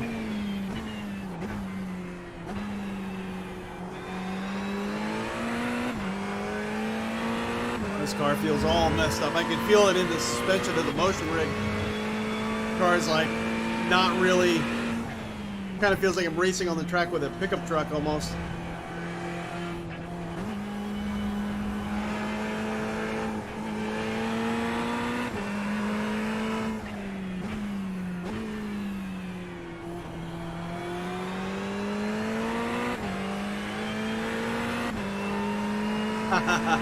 You can never spend too much on what makes you happy. Life's too short, you know? As long as you're not, you know, missing bills to pay for it. Make yourself happy. It's just done 149.18.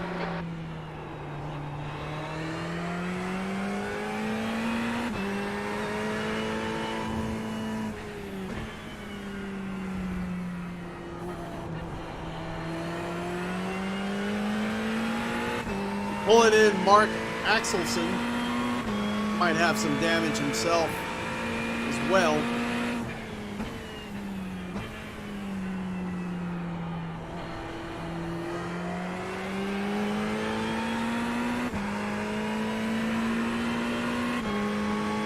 Currently a second and a half off of our normal lap times here.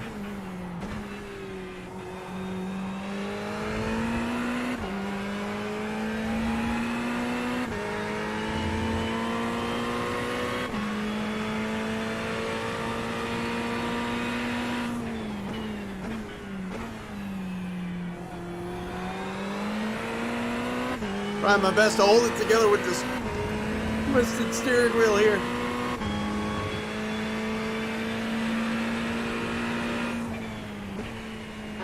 Okay, right, 15 minutes left. That's 15 No. minutes. Just had a warning for cutting the track.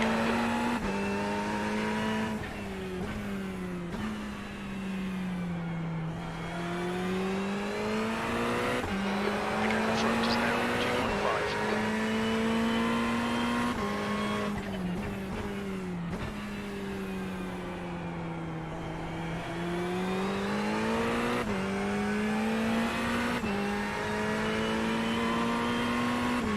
And he's pulling away from me on the straights. Must have pretty significant aero damage, other than what I can see here regarding the hood.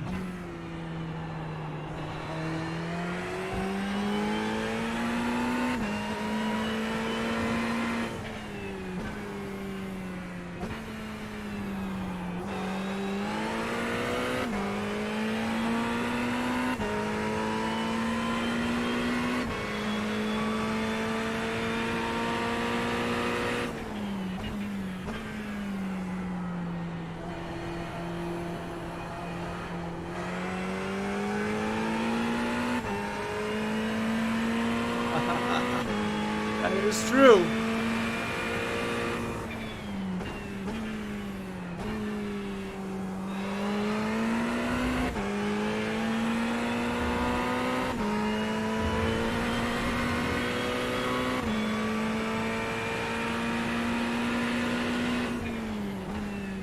B12.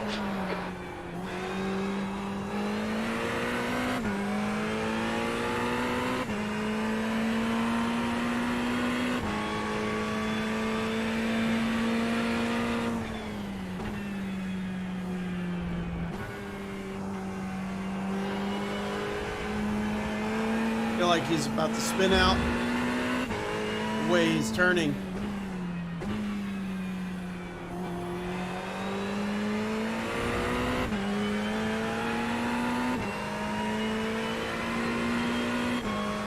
It is a new VR headset. Have you tried any of the Quest products yet?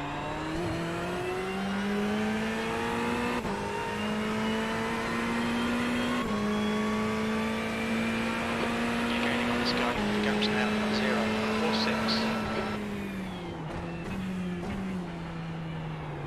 On your left. Still It's a there. 0 times. Rear left. Come on, Ray. Nicely done.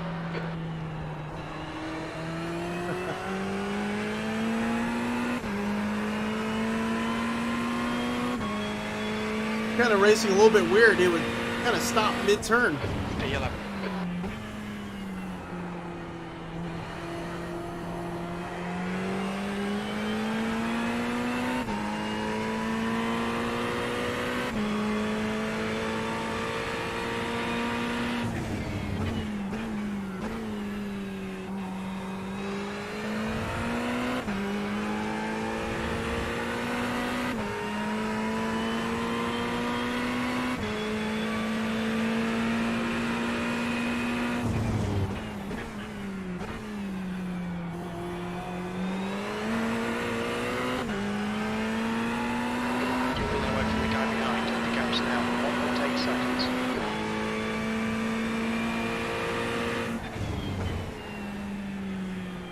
Burn!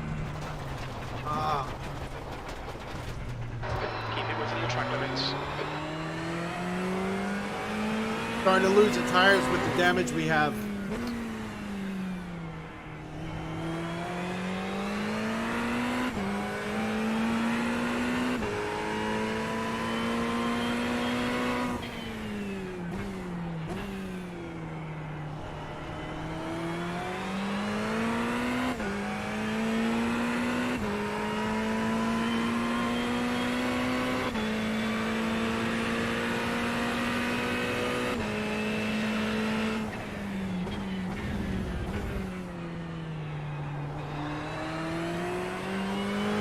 Really slow down into these turns.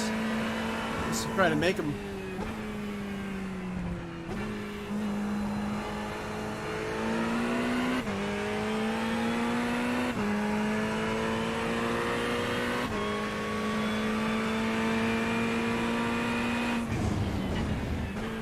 All right, Ray. 10 minutes to go. That's 10 minutes left. Halfway home. Fuel looks good.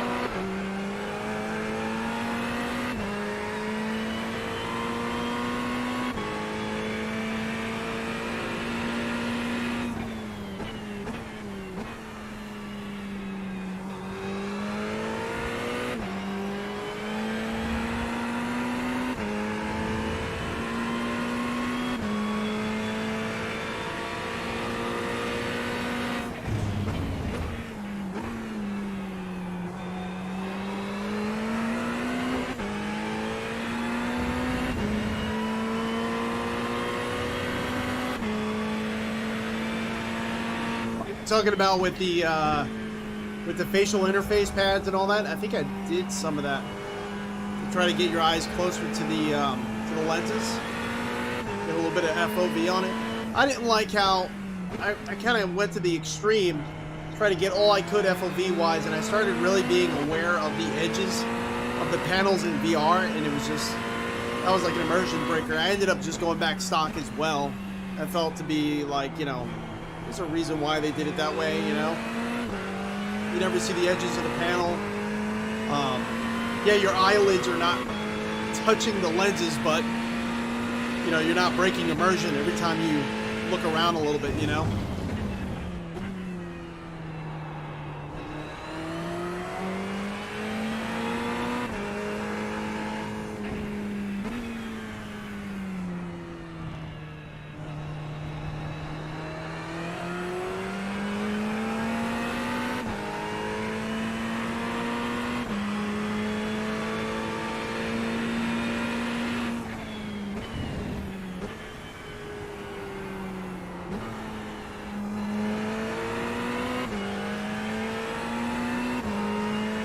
Yeah, exactly. Exactly. Same deal here, bud.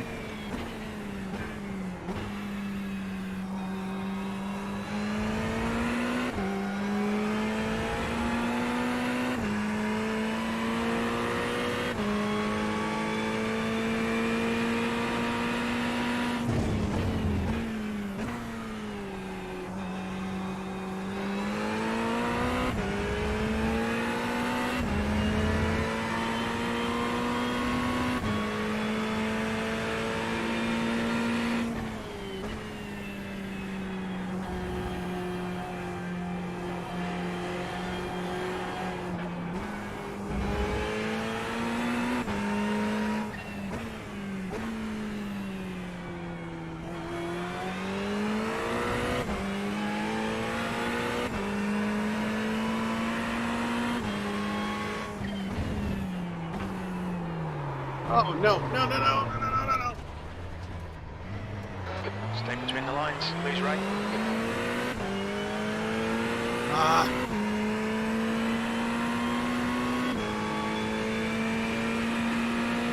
Racing with a damaged suspension, that's kind of the risk you run.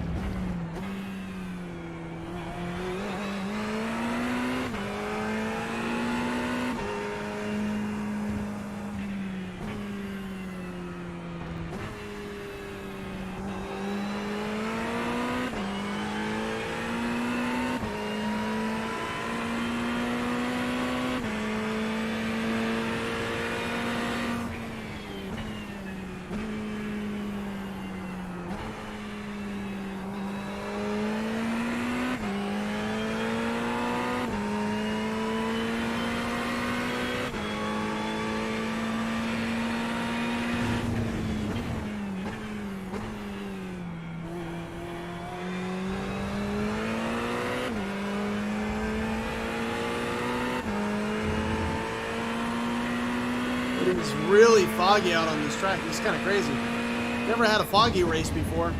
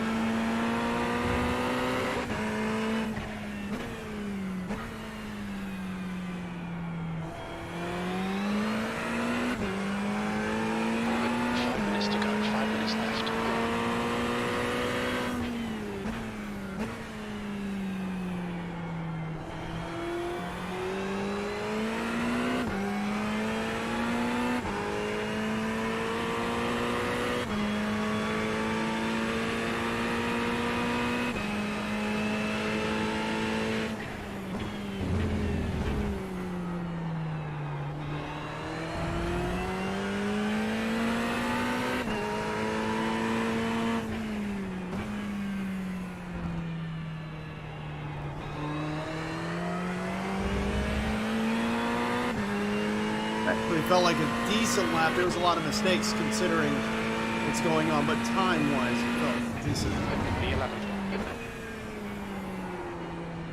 Almost lost it again there. The 155.8, I guess.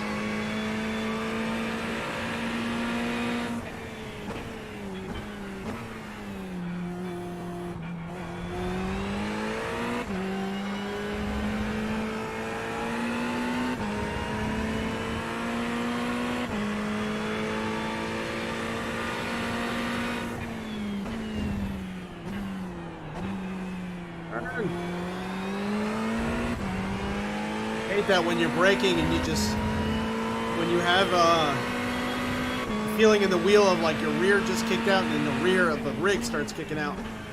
You just know if you turn that wheel, you're gonna be asking for problems.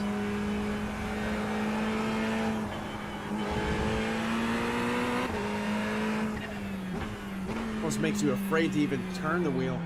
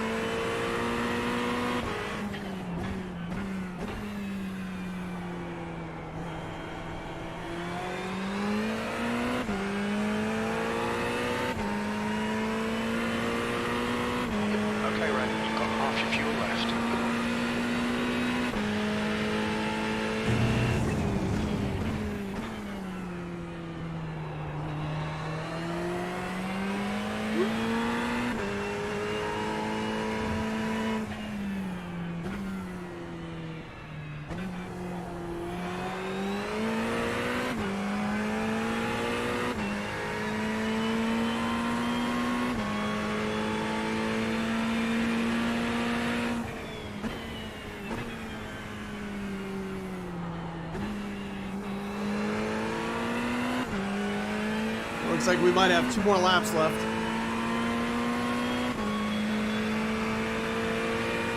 That's 2 minutes left. 2 minutes.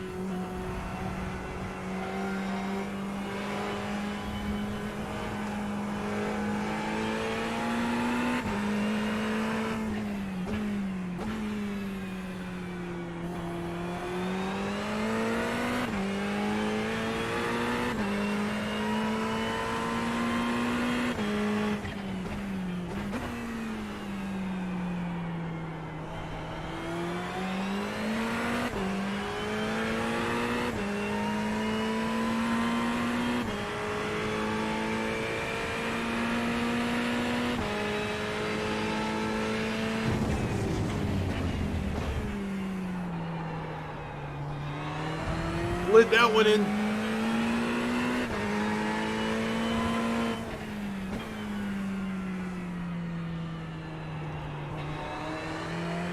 Here we go, white flag.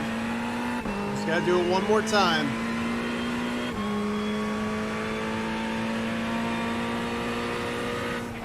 One more lap to go.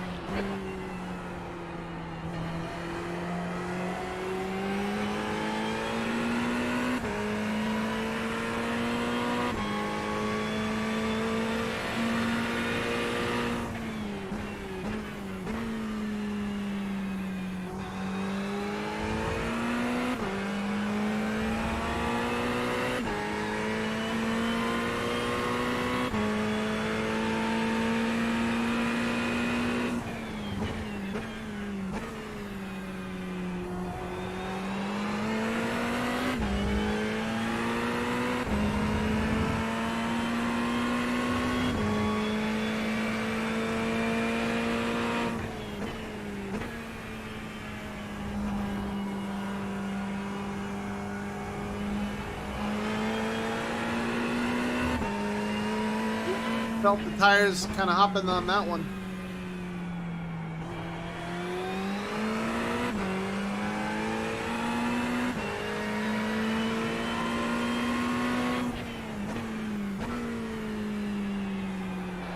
Minutes to go, 2 minutes.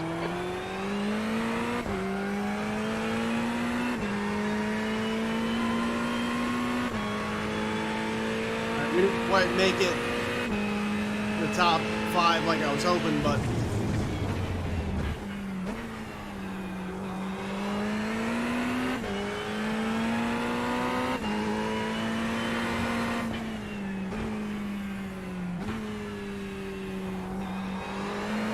brought this car to the finish.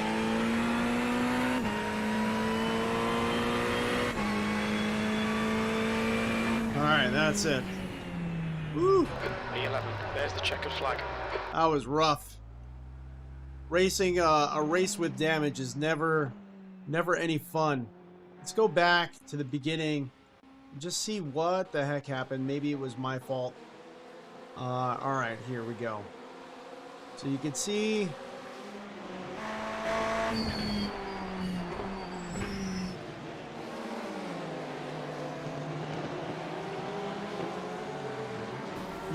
yeah, so he like stopped. I don't know why. It didn't look like he was losing it. Yeah, with the steering all skewed, definitely. I don't know what happened. Oh, so he was losing it. He panicked and hit the brake. Oh, yeah, he said sorry about the brake check. That's okay. I mean, things happen. I was just making sure it wasn't my fault, because it very well could have been my fault. I have definitely done a few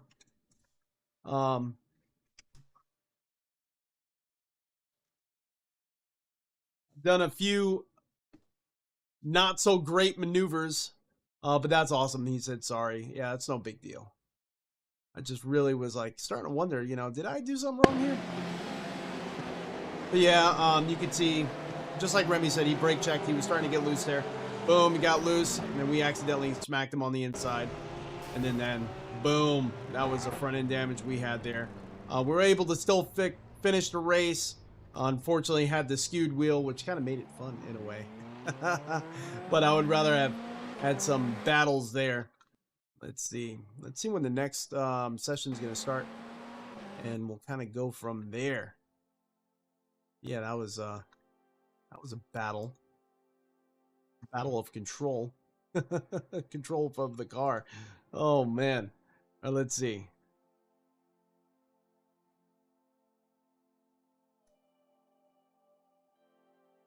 The next session results.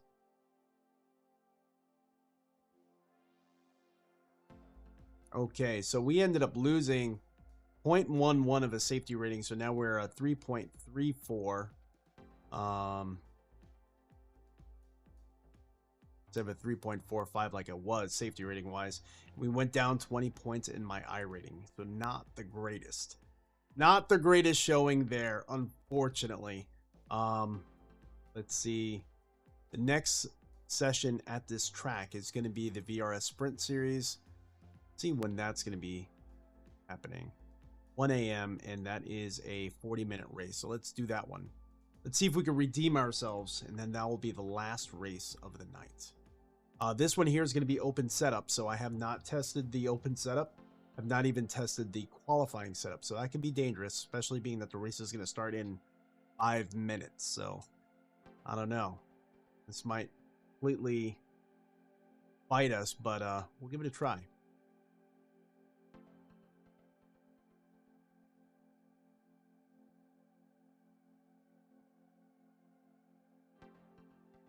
So, unfortunately, George, I have not tried a DD1 yet. One of my friends that had one, unfortunately, stopped sim racing, kind of got rid of everything. So, I never really got a chance to try one. From what I hear, it's smoother. From what I hear, I don't really, I can't really say though. I've actually reached out to Fanatec to see if they would send me a review unit. They were nice enough to respond. They were just saying they don't have any review units, and that was back in the beginning when they were just, you know, starting to get the units together to ship. So I might just have to reach out to them again, because I would gladly send it back or purchase it if I love it. You know, not looking for a free handout, but yeah, there's limited opportunities to even try the sim gear. So that's kind of where it's a little tough. Yeah, I have not actually tried one.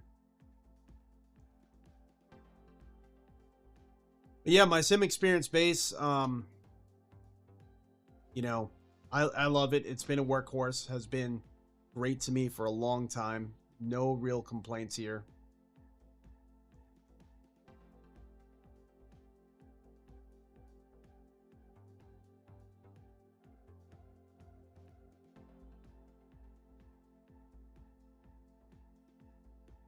Switch this,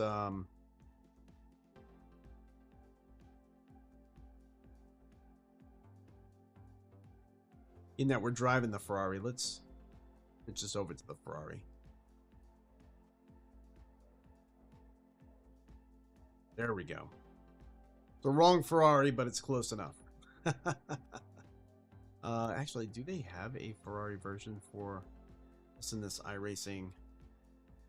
I don't think they do.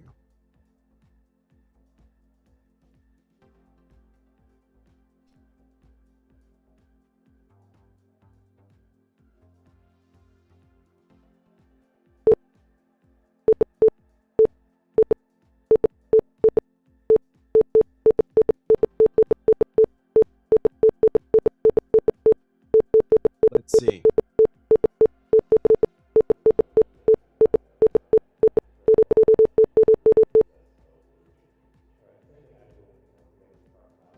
Matching car and track data found in Sim Experience database. Profile modified. Oh, they do not. So that was just this is an older sort of, I don't know if you could actually see what I'm looking at. Oh, messed that up. Let me move this down. So this is SimHub. This is what's controlling this dashboard here. This iRacing logo here is actually a kind of like a piece of software within SimHub that, depending on the car you're driving, will actually load up the dashboard. Oh no, you can't see that. Let me move this over. So this here, it's kind of hard to see because it's a white on white background. But this I've actually downloaded from a forum, an iRacing SimHub forum, and someone basically made a culmination of different dashboards, and it automatically loads up depending on the car. But they didn't really have many cars. Maybe they have an update now. But when you don't have that particular car, you just get this old school style tachometer. But we do have a Ferrari one. It's just for the 599XX Evo. This is not the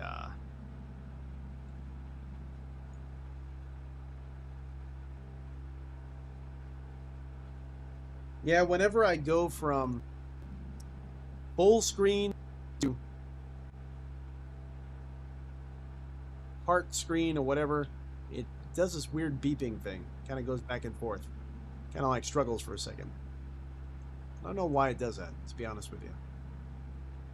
Let's see, let's get chat up. And let's get this to the front. Boom. Okay.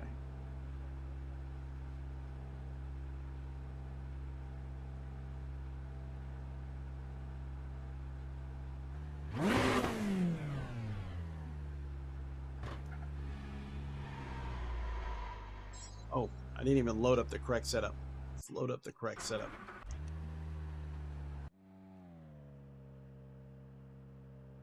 This is going to be my first time trying the PRS setup for this.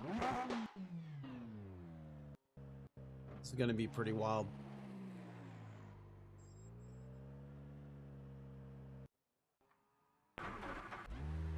Did notice that my... There we go. We should be good to go.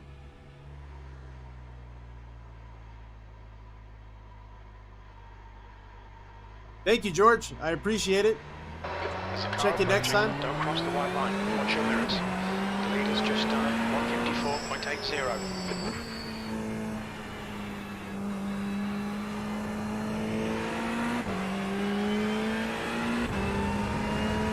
Oh, qualifying for the race session is actually starting, so let's get out of here and let's get qualifying.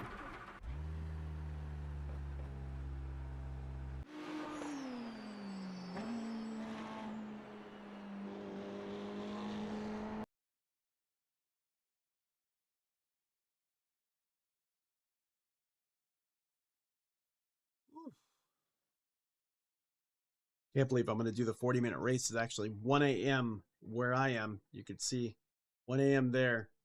And, yeah.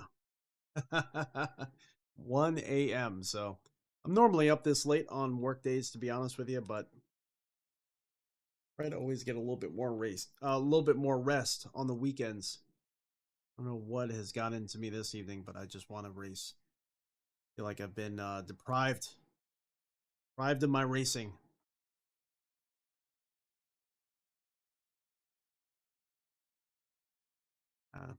Super glad that the computer situation has been finally figured out. That was a big pain in the neck there. But hopefully everyone is enjoying themselves. Hopefully everyone is kind of getting a sense of what it's like to be within this crazy rig that I have. If you have motion rigs or if you have your sim racing setup, even if it's not a motion rig, definitely let me know what you have. I enjoy kind of hearing about everyone else's stories and all their racing rigs as well.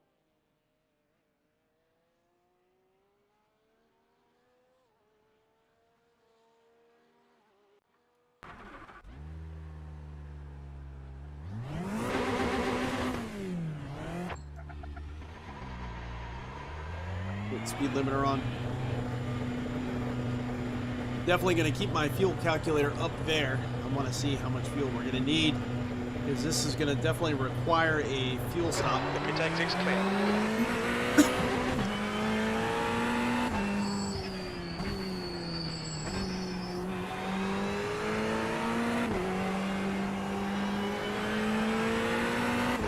Again, another foggy race. They must be going off of like real weather data from where this track is. Unless all the race sessions have been foggy, unfortunately, at this race track this season, this time out, this week. Kind of feels weird having the wheel being straight. If you're just joining in, the last race session we unfortunately had some damage at the beginning of the race, and had a bent steering column, so my steering wheel was turned to the left for pretty much the entire race session, so it's going to feel a little bit weird having a car that can handle correctly. Okay. One thing that I've seen that I want to adjust is, for some reason, on graphics, I do have the show driver's arm, so let's take that off. I think because the last time I drove this car was within VR, so that would make sense. Let's get the qualifying setup on. Don't have a whole... Ooh, that was actually the wrong setup that I loaded up before. That was a Road America setup. All clear. Push now. Okay, Ray. We've got 2 laps to set a decent time. This first lap out again is just a parade lap. Get some air in the heat in the tires. Hopefully there's air in the tires.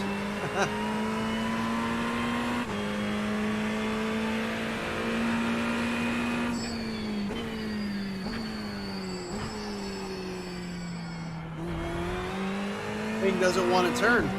Steering feels super light. A little weird. Hopefully when there's some heat in it, it starts feeling better.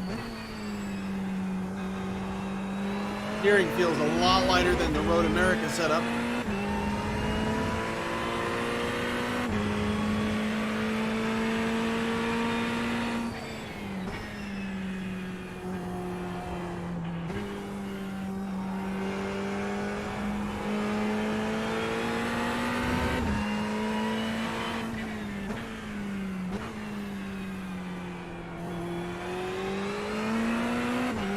Alright, as we're going through this lap, it's starting to feel better already.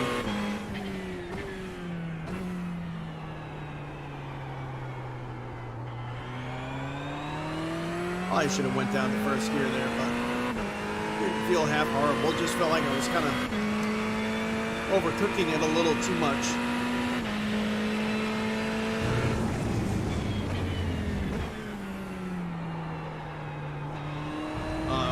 Too hot. We started understeering into that turn.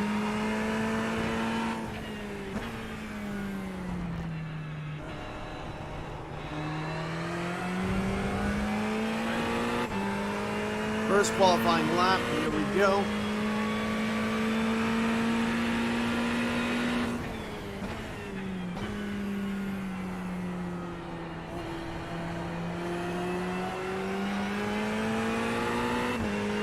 Roll into the throttle there.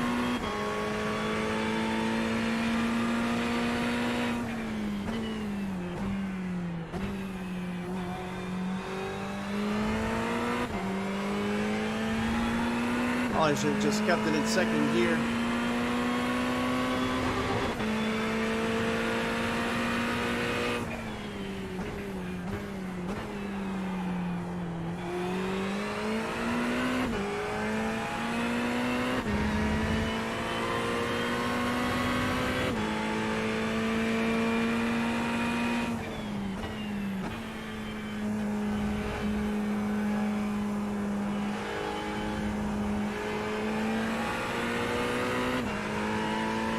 It's almost like too dark with all that fog.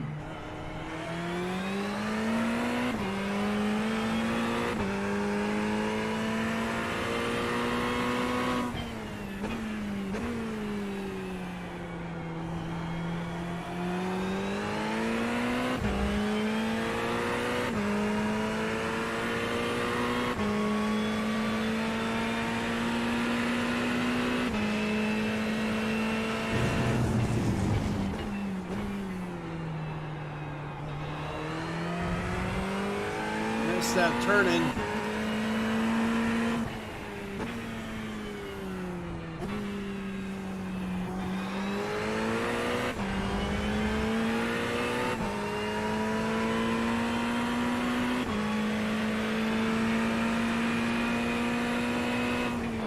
P12. The lap time was at 154.21. Actually slower than the default setup. It might be because I'm just tired, to be honest with you.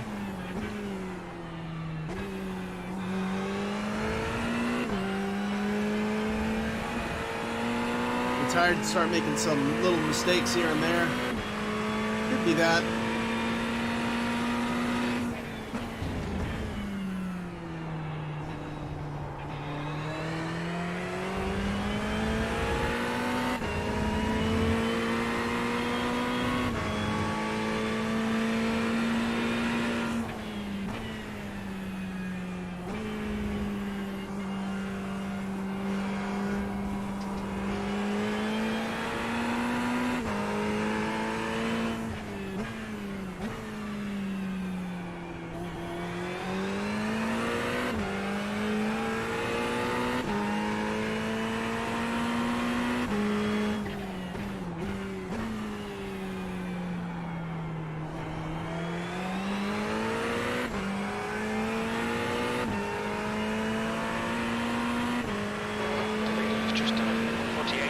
270.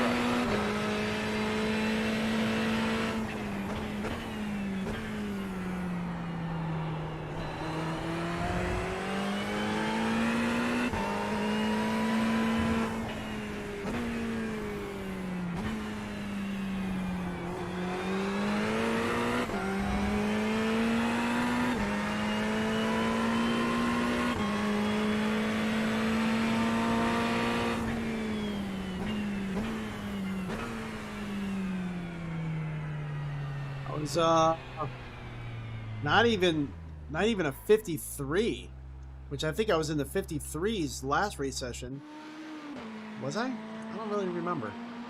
But I thought I was in the The track temperature is 53s. decreasing. It's now 36 Celsius. Ah. Not the greatest. Okay. Well, we're going to roll with it, whatever it is.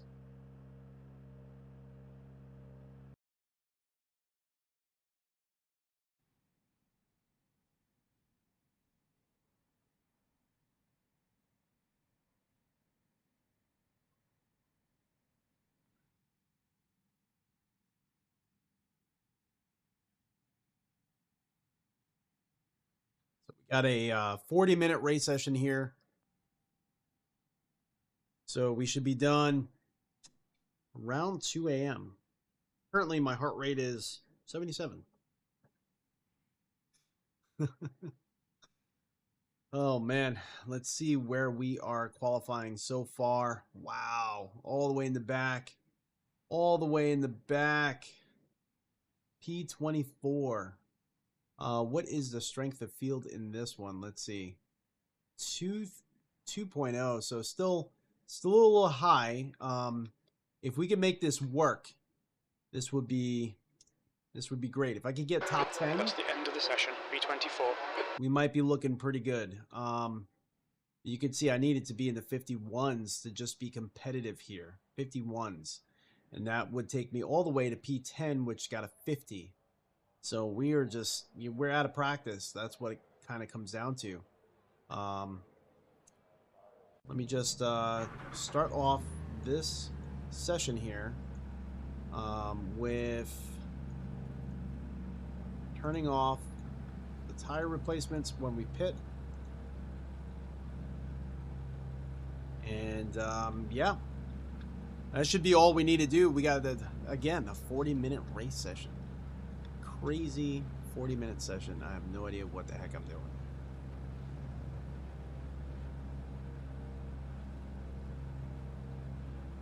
See, Ferrari rate.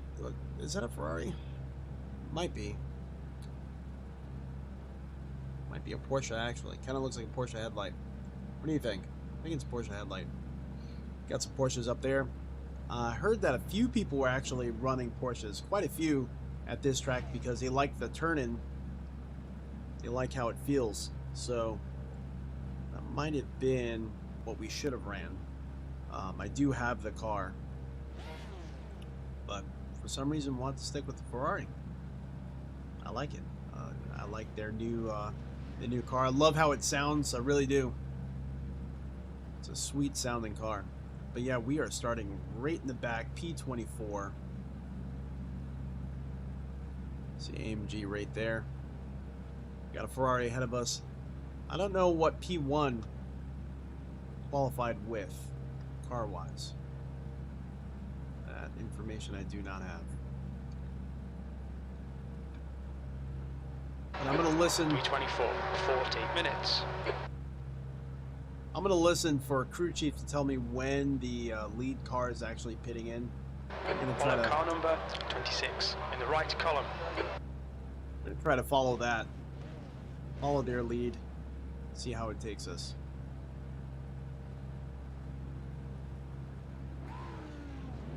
Alright, here we go.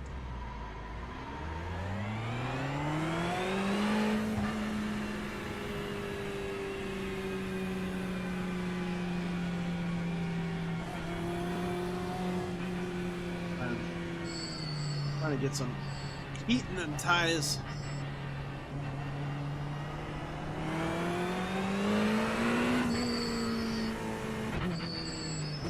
Probably going to be starting on the chicane over here.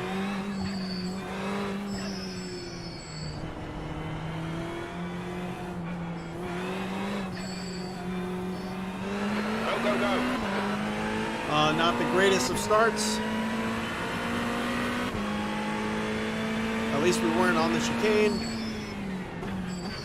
Car right. Hold your line. Clear to the right.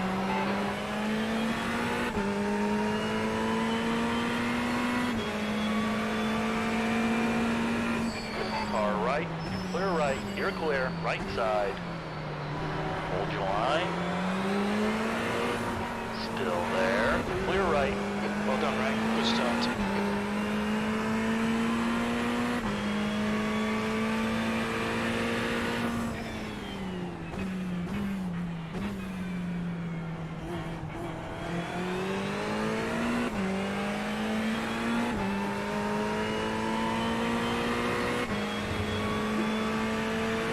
My nerves are kind of going right now. We've got Yellow a flag. Caution.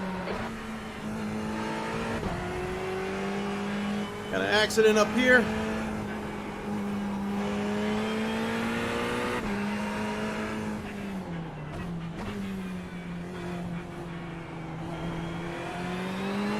Oh, got some smoke. Car spun around.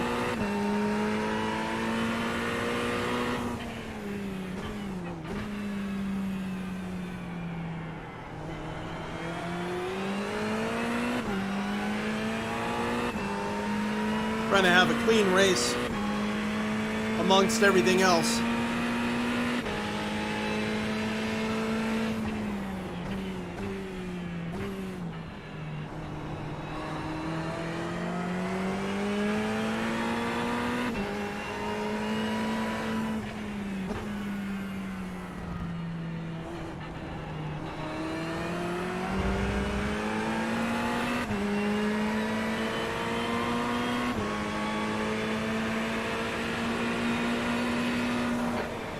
On your left.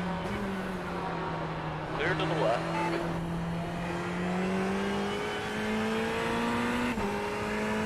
That worked out okay.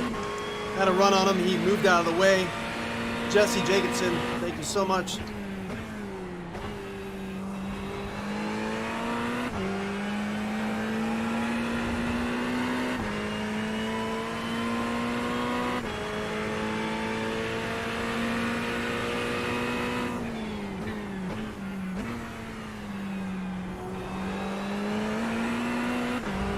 Got a little bit of a backup here.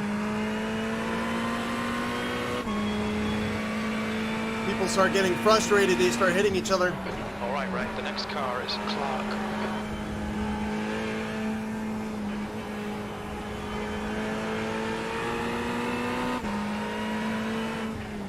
Yellow flag. Keep your wits about. Right side.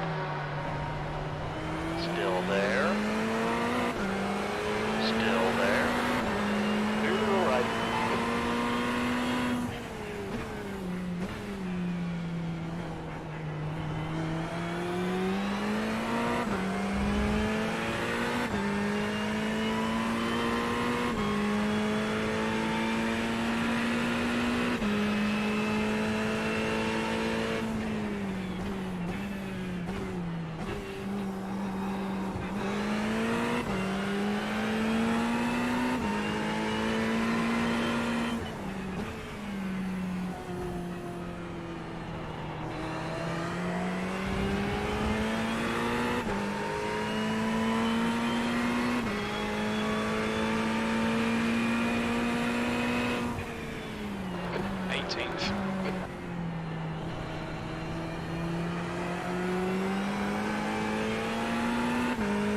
So far we moved from P24 to P18.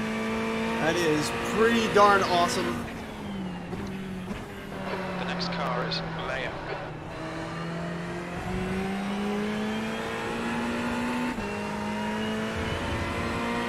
We lost some time there, without a doubt.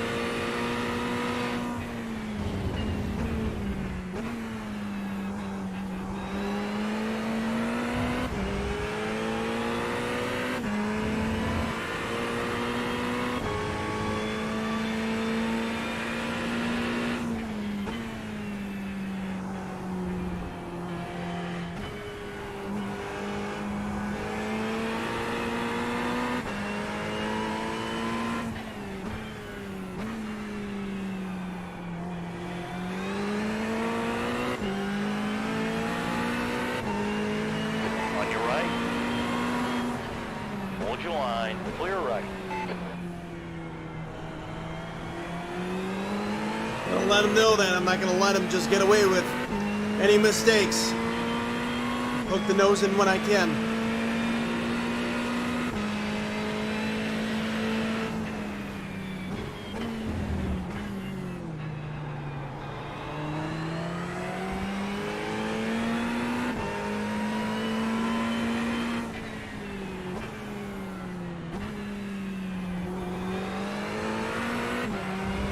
Ooh, I made a mistake there myself.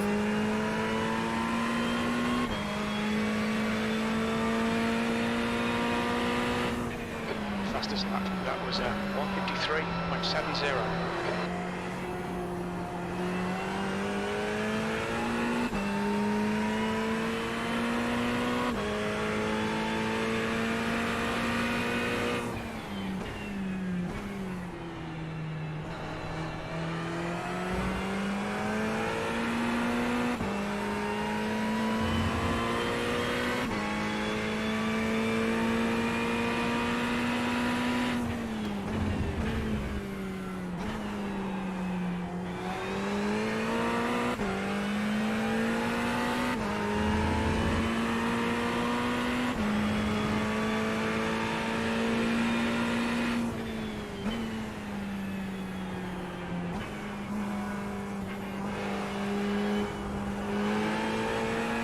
Oh, I felt the traction kick in.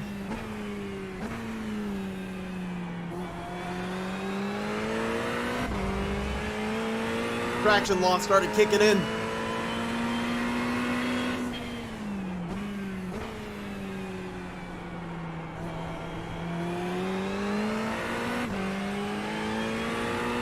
Don't want to start overusing these tires, really causing issues.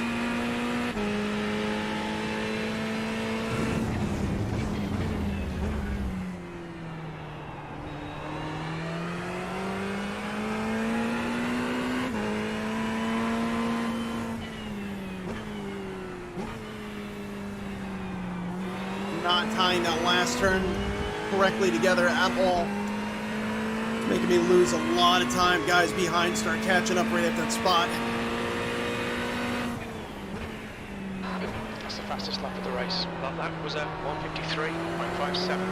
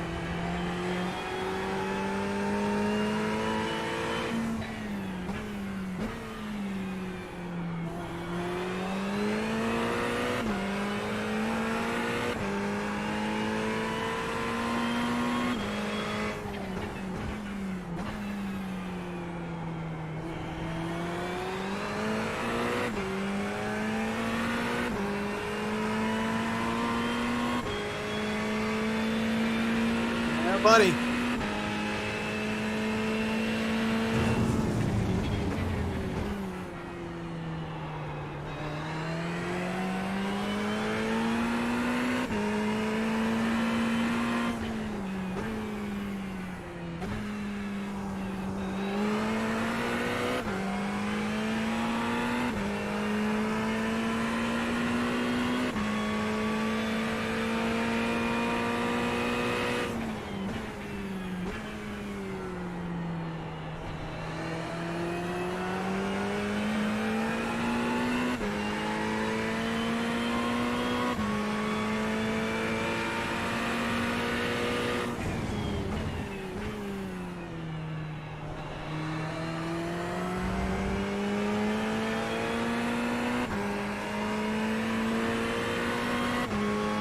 Currently 3.6 seconds ahead of Jake Clark.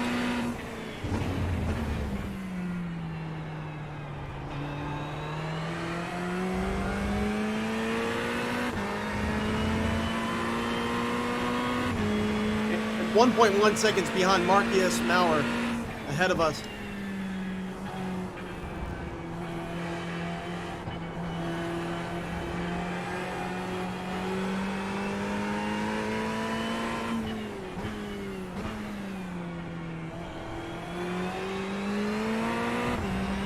Oh, they're now 0.5 a second ahead of us. We reeled them in a little bit because of the instances that are happening ahead of him, slowing him down. He's getting caught in traffic. He's not making any moves though. He's staying behind them for whatever reason, kind of protecting this situation. He should be making a move, and it looks like he's going to try to go for it, but that wasn't a great run that he had on the cars ahead.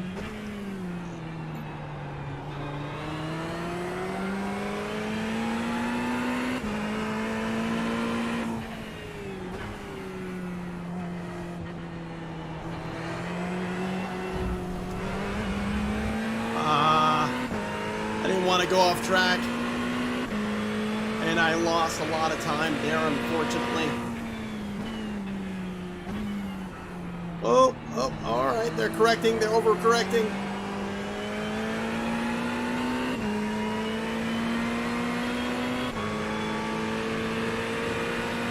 All right. Hold your line. Right side. Clear to the right. Right side. Clear Oh right. my gosh. Right side. Clear right. All right. Clear right. That was scary. Right side. Hold your line. Clear. Clear to the right. Far right. Still there. Clear right. Oh my gosh, that was scary. Whew. I wish I had my gloves on me now. The sweat on my palms made my hand slip right off the wheel.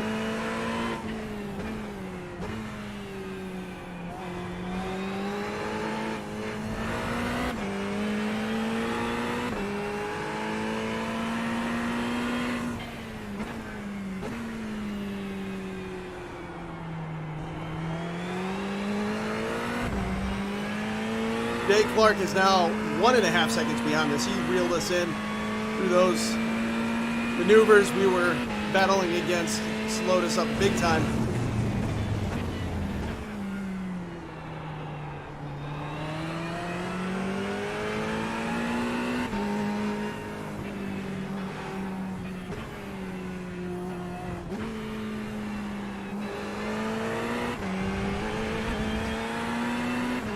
Like Marcus Mayer may be having some tire issues. That was kind of really wide.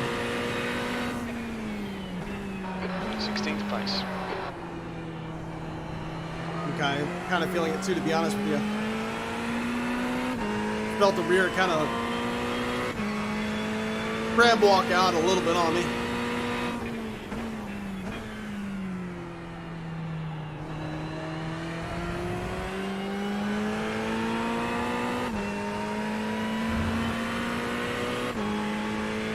Just try to catch up to these Porsches ahead of us.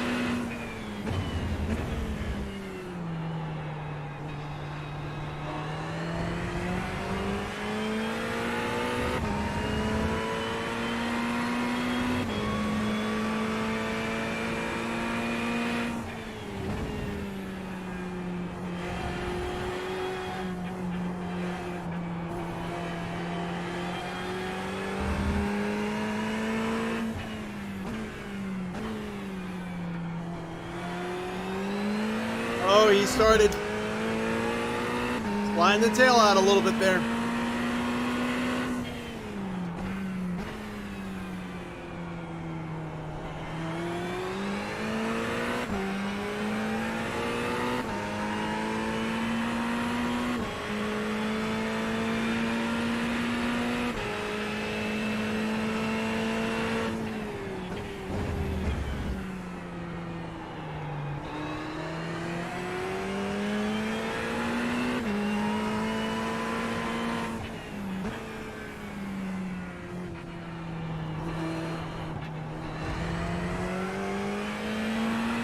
best. Losing time.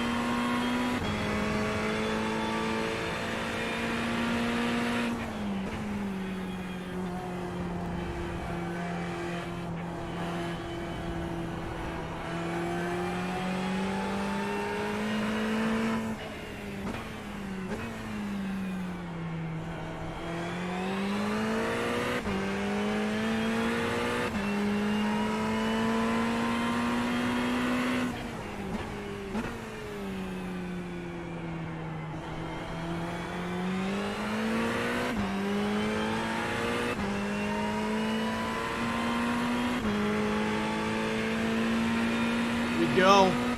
Try to catch these guys with the pushes.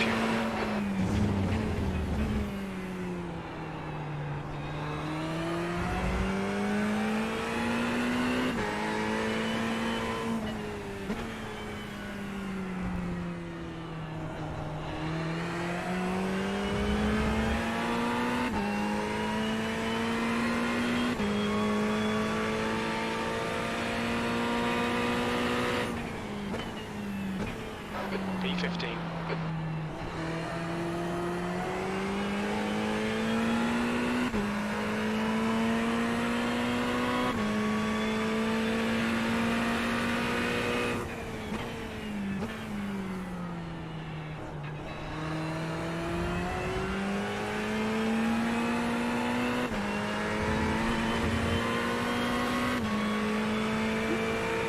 I'm already starting to be profusely covered with sweat.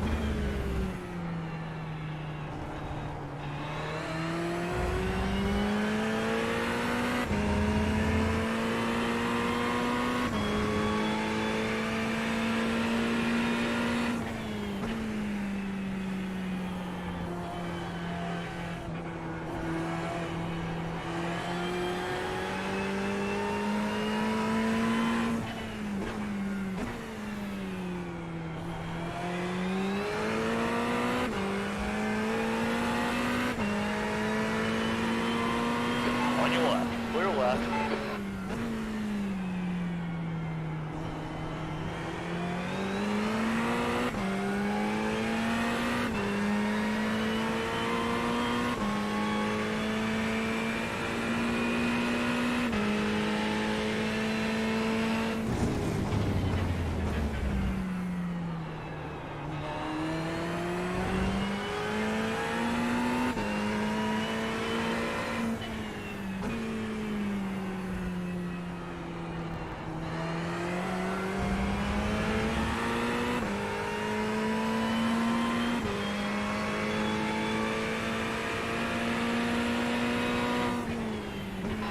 Just done a 153.09.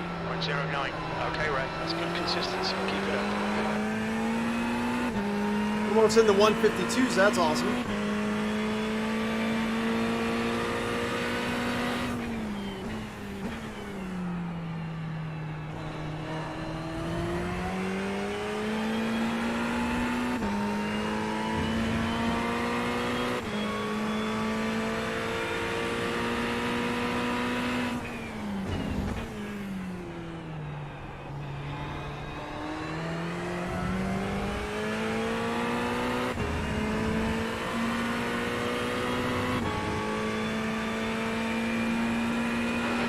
Minutes remaining, you've got 20 minutes left. Half distance, we estimate 13 minutes of fuel left.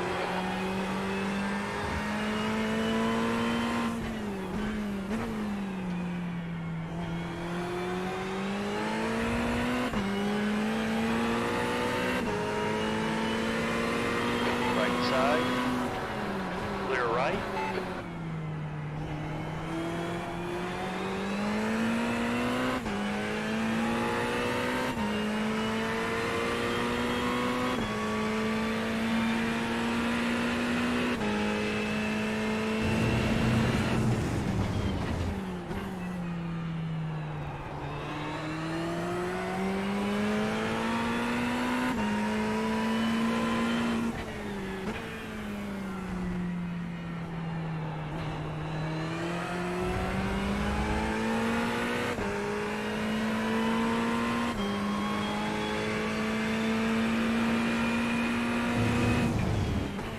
E14.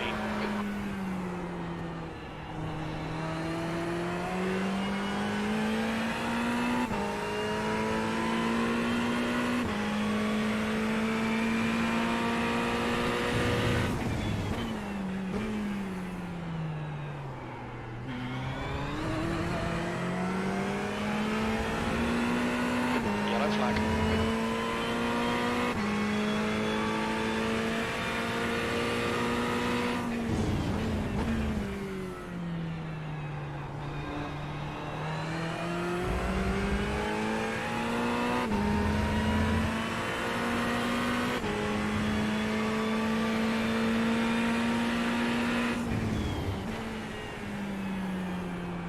Come on, baby, turn. Oh, I got my first. Cut warning. Keep it tidy. Lose right.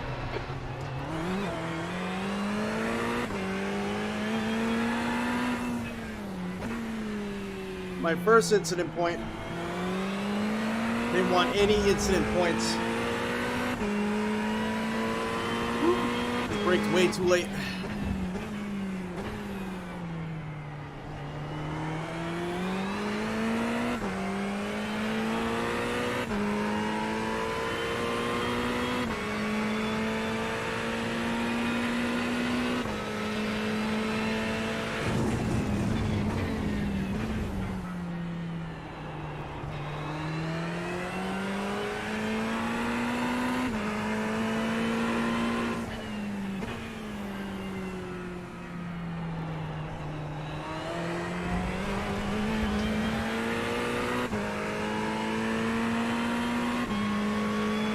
Captain Clark behind us now. 4.1. P15.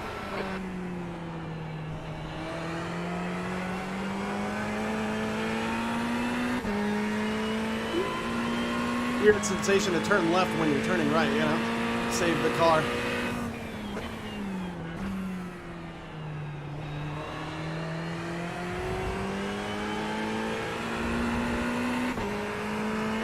Alright, Red, you've got 10 minutes of fuel remaining.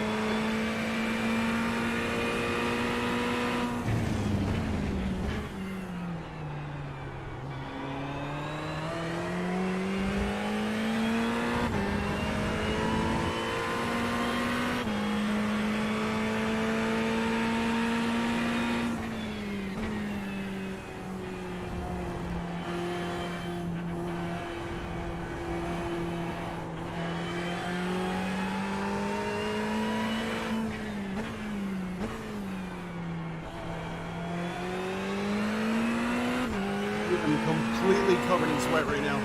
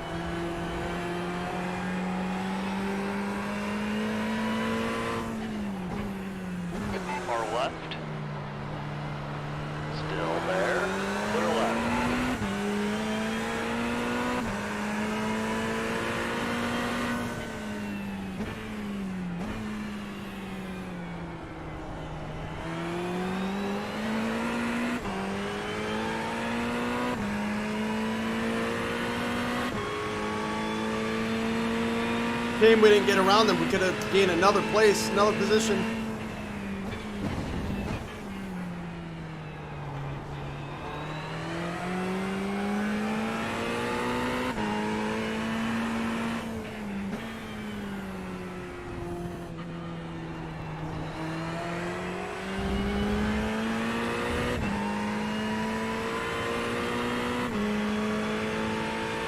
He is pulling us though. V14.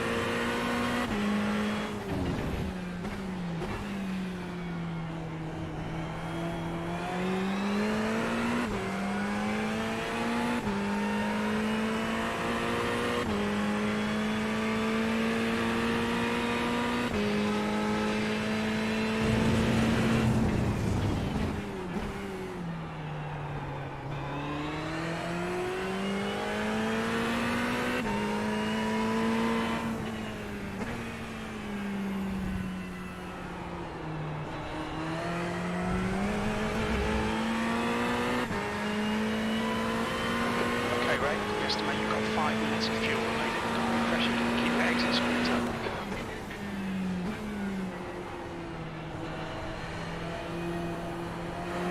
On your right, clear right.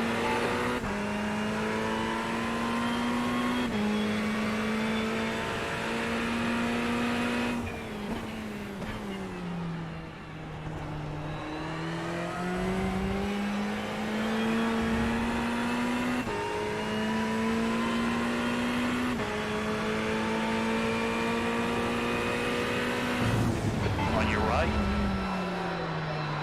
Keep it steady. Clear right, you're clear. Car right. Clear to the right.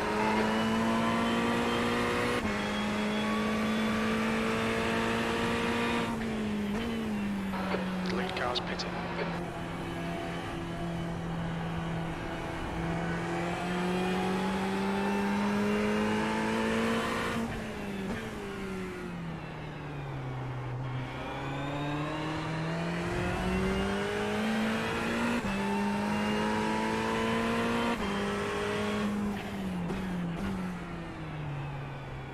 Okay, Ray, 10 minutes to go. That's 10 minutes left.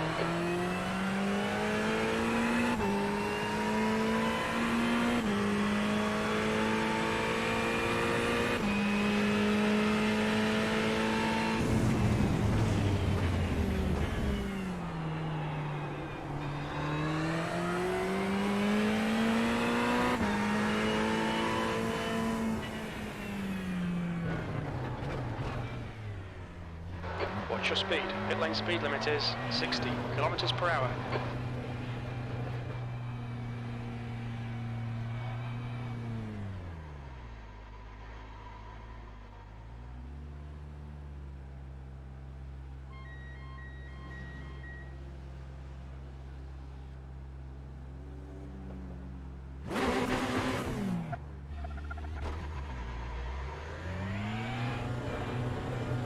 Wasn't the smoothest hit in and out, but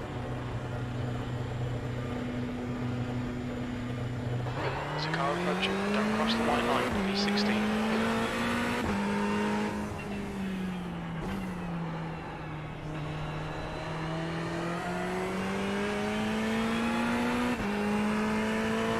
Ended up putting extra fuel in, unfortunately.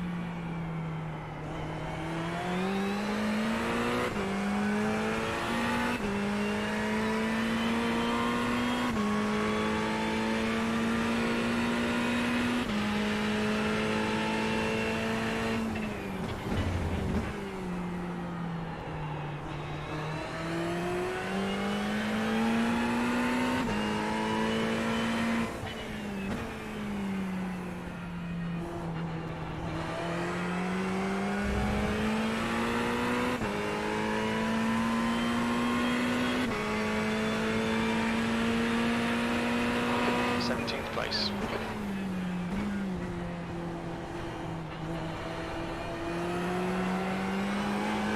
Left side. Hold your line. Clear left.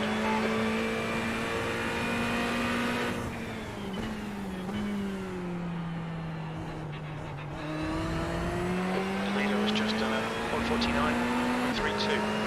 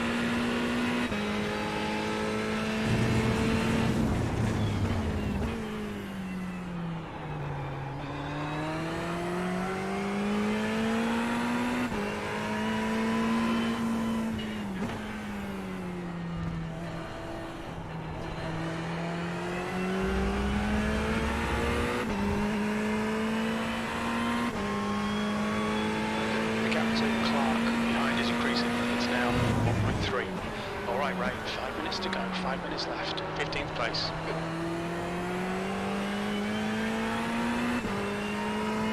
I don't know why crew chief is so inaccurate at the moment. His relative is now telling me I'm P20.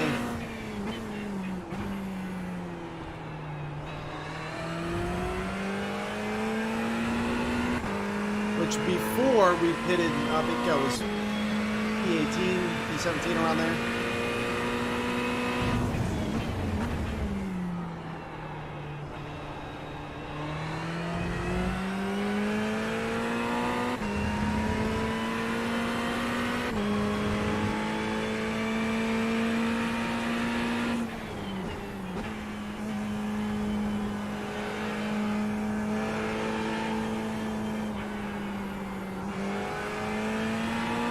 We lost a lot of time there.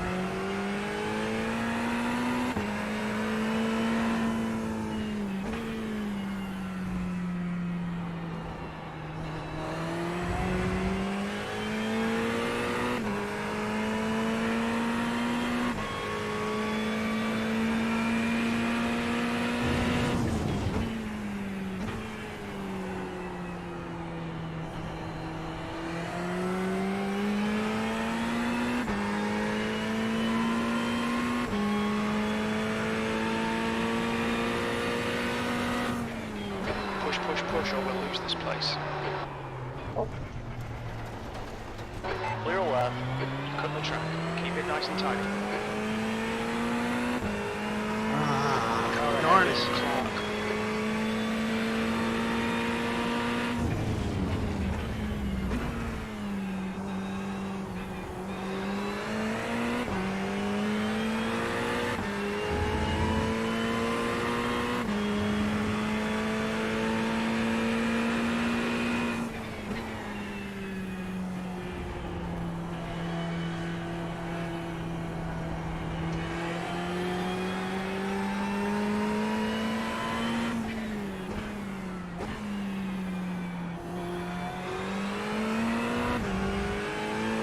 Just 2 minutes left. 2 minutes to go.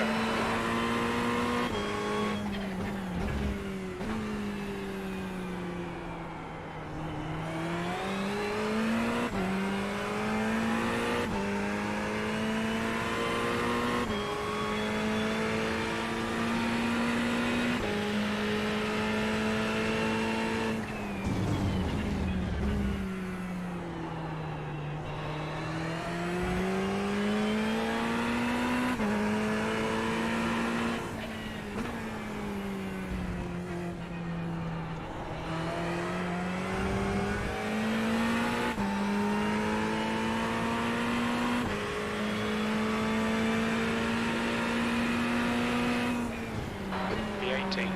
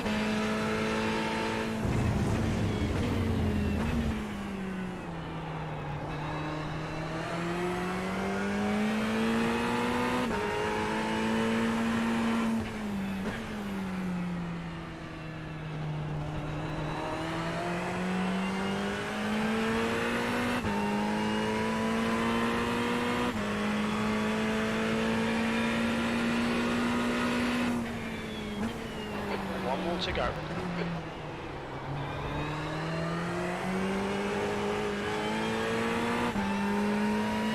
Lost the tires completely. Left side. Clear to the left.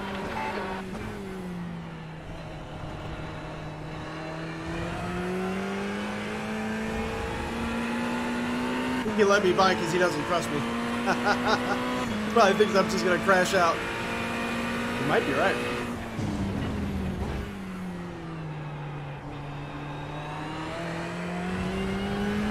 He's like, he almost ran right into me. This guy does not need to be behind me on the last lap, and it looks like he's focusing on mostly getting a safe race.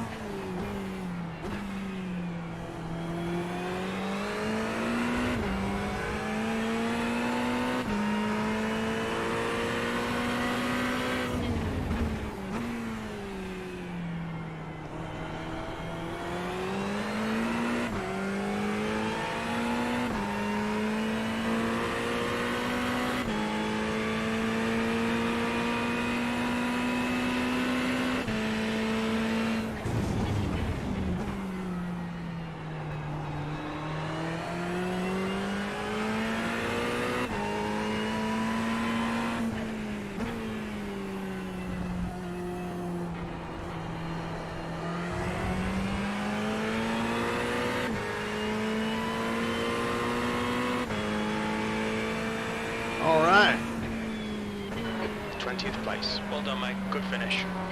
P20. Okay. I wasn't really the best. We were like P15, further up a little bit. Made 2 minor mistakes. Got 2 incident points, but our pit is really what got us. Accidentally put in 6 gallons instead of the 4.5 that I was trying to put in. Couldn't really, my pit box was so soon. Didn't really have time to set that up prior to. This is one of those things where you run a few races and you kind of know exactly how much fuel you're going to need going into it. Yeah, so it should have been about 4.4 gallons for me. Oh well, what can you do? Let's take a look at the end here, and let's see what the damage is.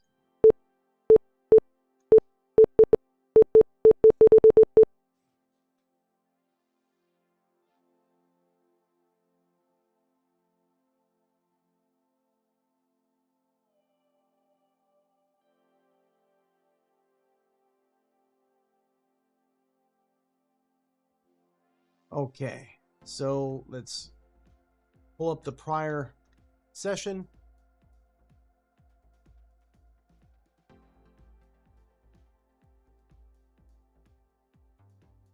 View last session's results. Let's see.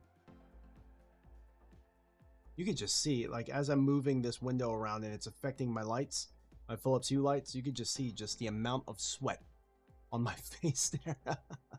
I was working hard, even though we got P20, not the best, but I was definitely working. So safety rating actually went up 0.17, so that's actually a very healthy bump. Looks like, I don't know how the heck that happened. A guy who had an A license got a 0.58 of a bump, but he had 9 incident points. He was only 2 positions ahead of us. How'd that happen? And we only got a 0.17. Anyway, as far as I rating goes, he was also much higher I rating, so it should have affected him a little bit more. We only lost 1 point of our I rating, so that's almost negligible. That's almost nothing, but the 0.17 definitely could use it, because anything above a 4, we run the possibility of getting promoted to back to A. So we're definitely doing more races, so you know, I think we already fulfilled. Did we fulfill? I don't know. Let's see.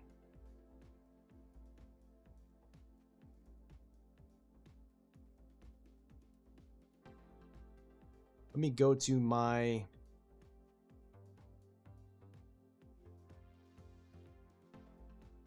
series results. Let's see, because you have to do a certain amount of races within that license class to actually get the ability to promote. So let's see, let's go to my profile. Kind of hard to find that within the old UI, your license requirements and how you're fulfilling them.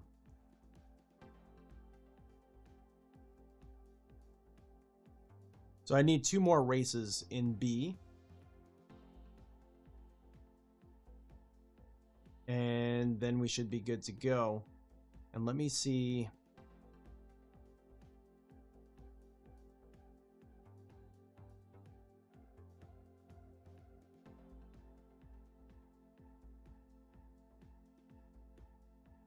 I don't think the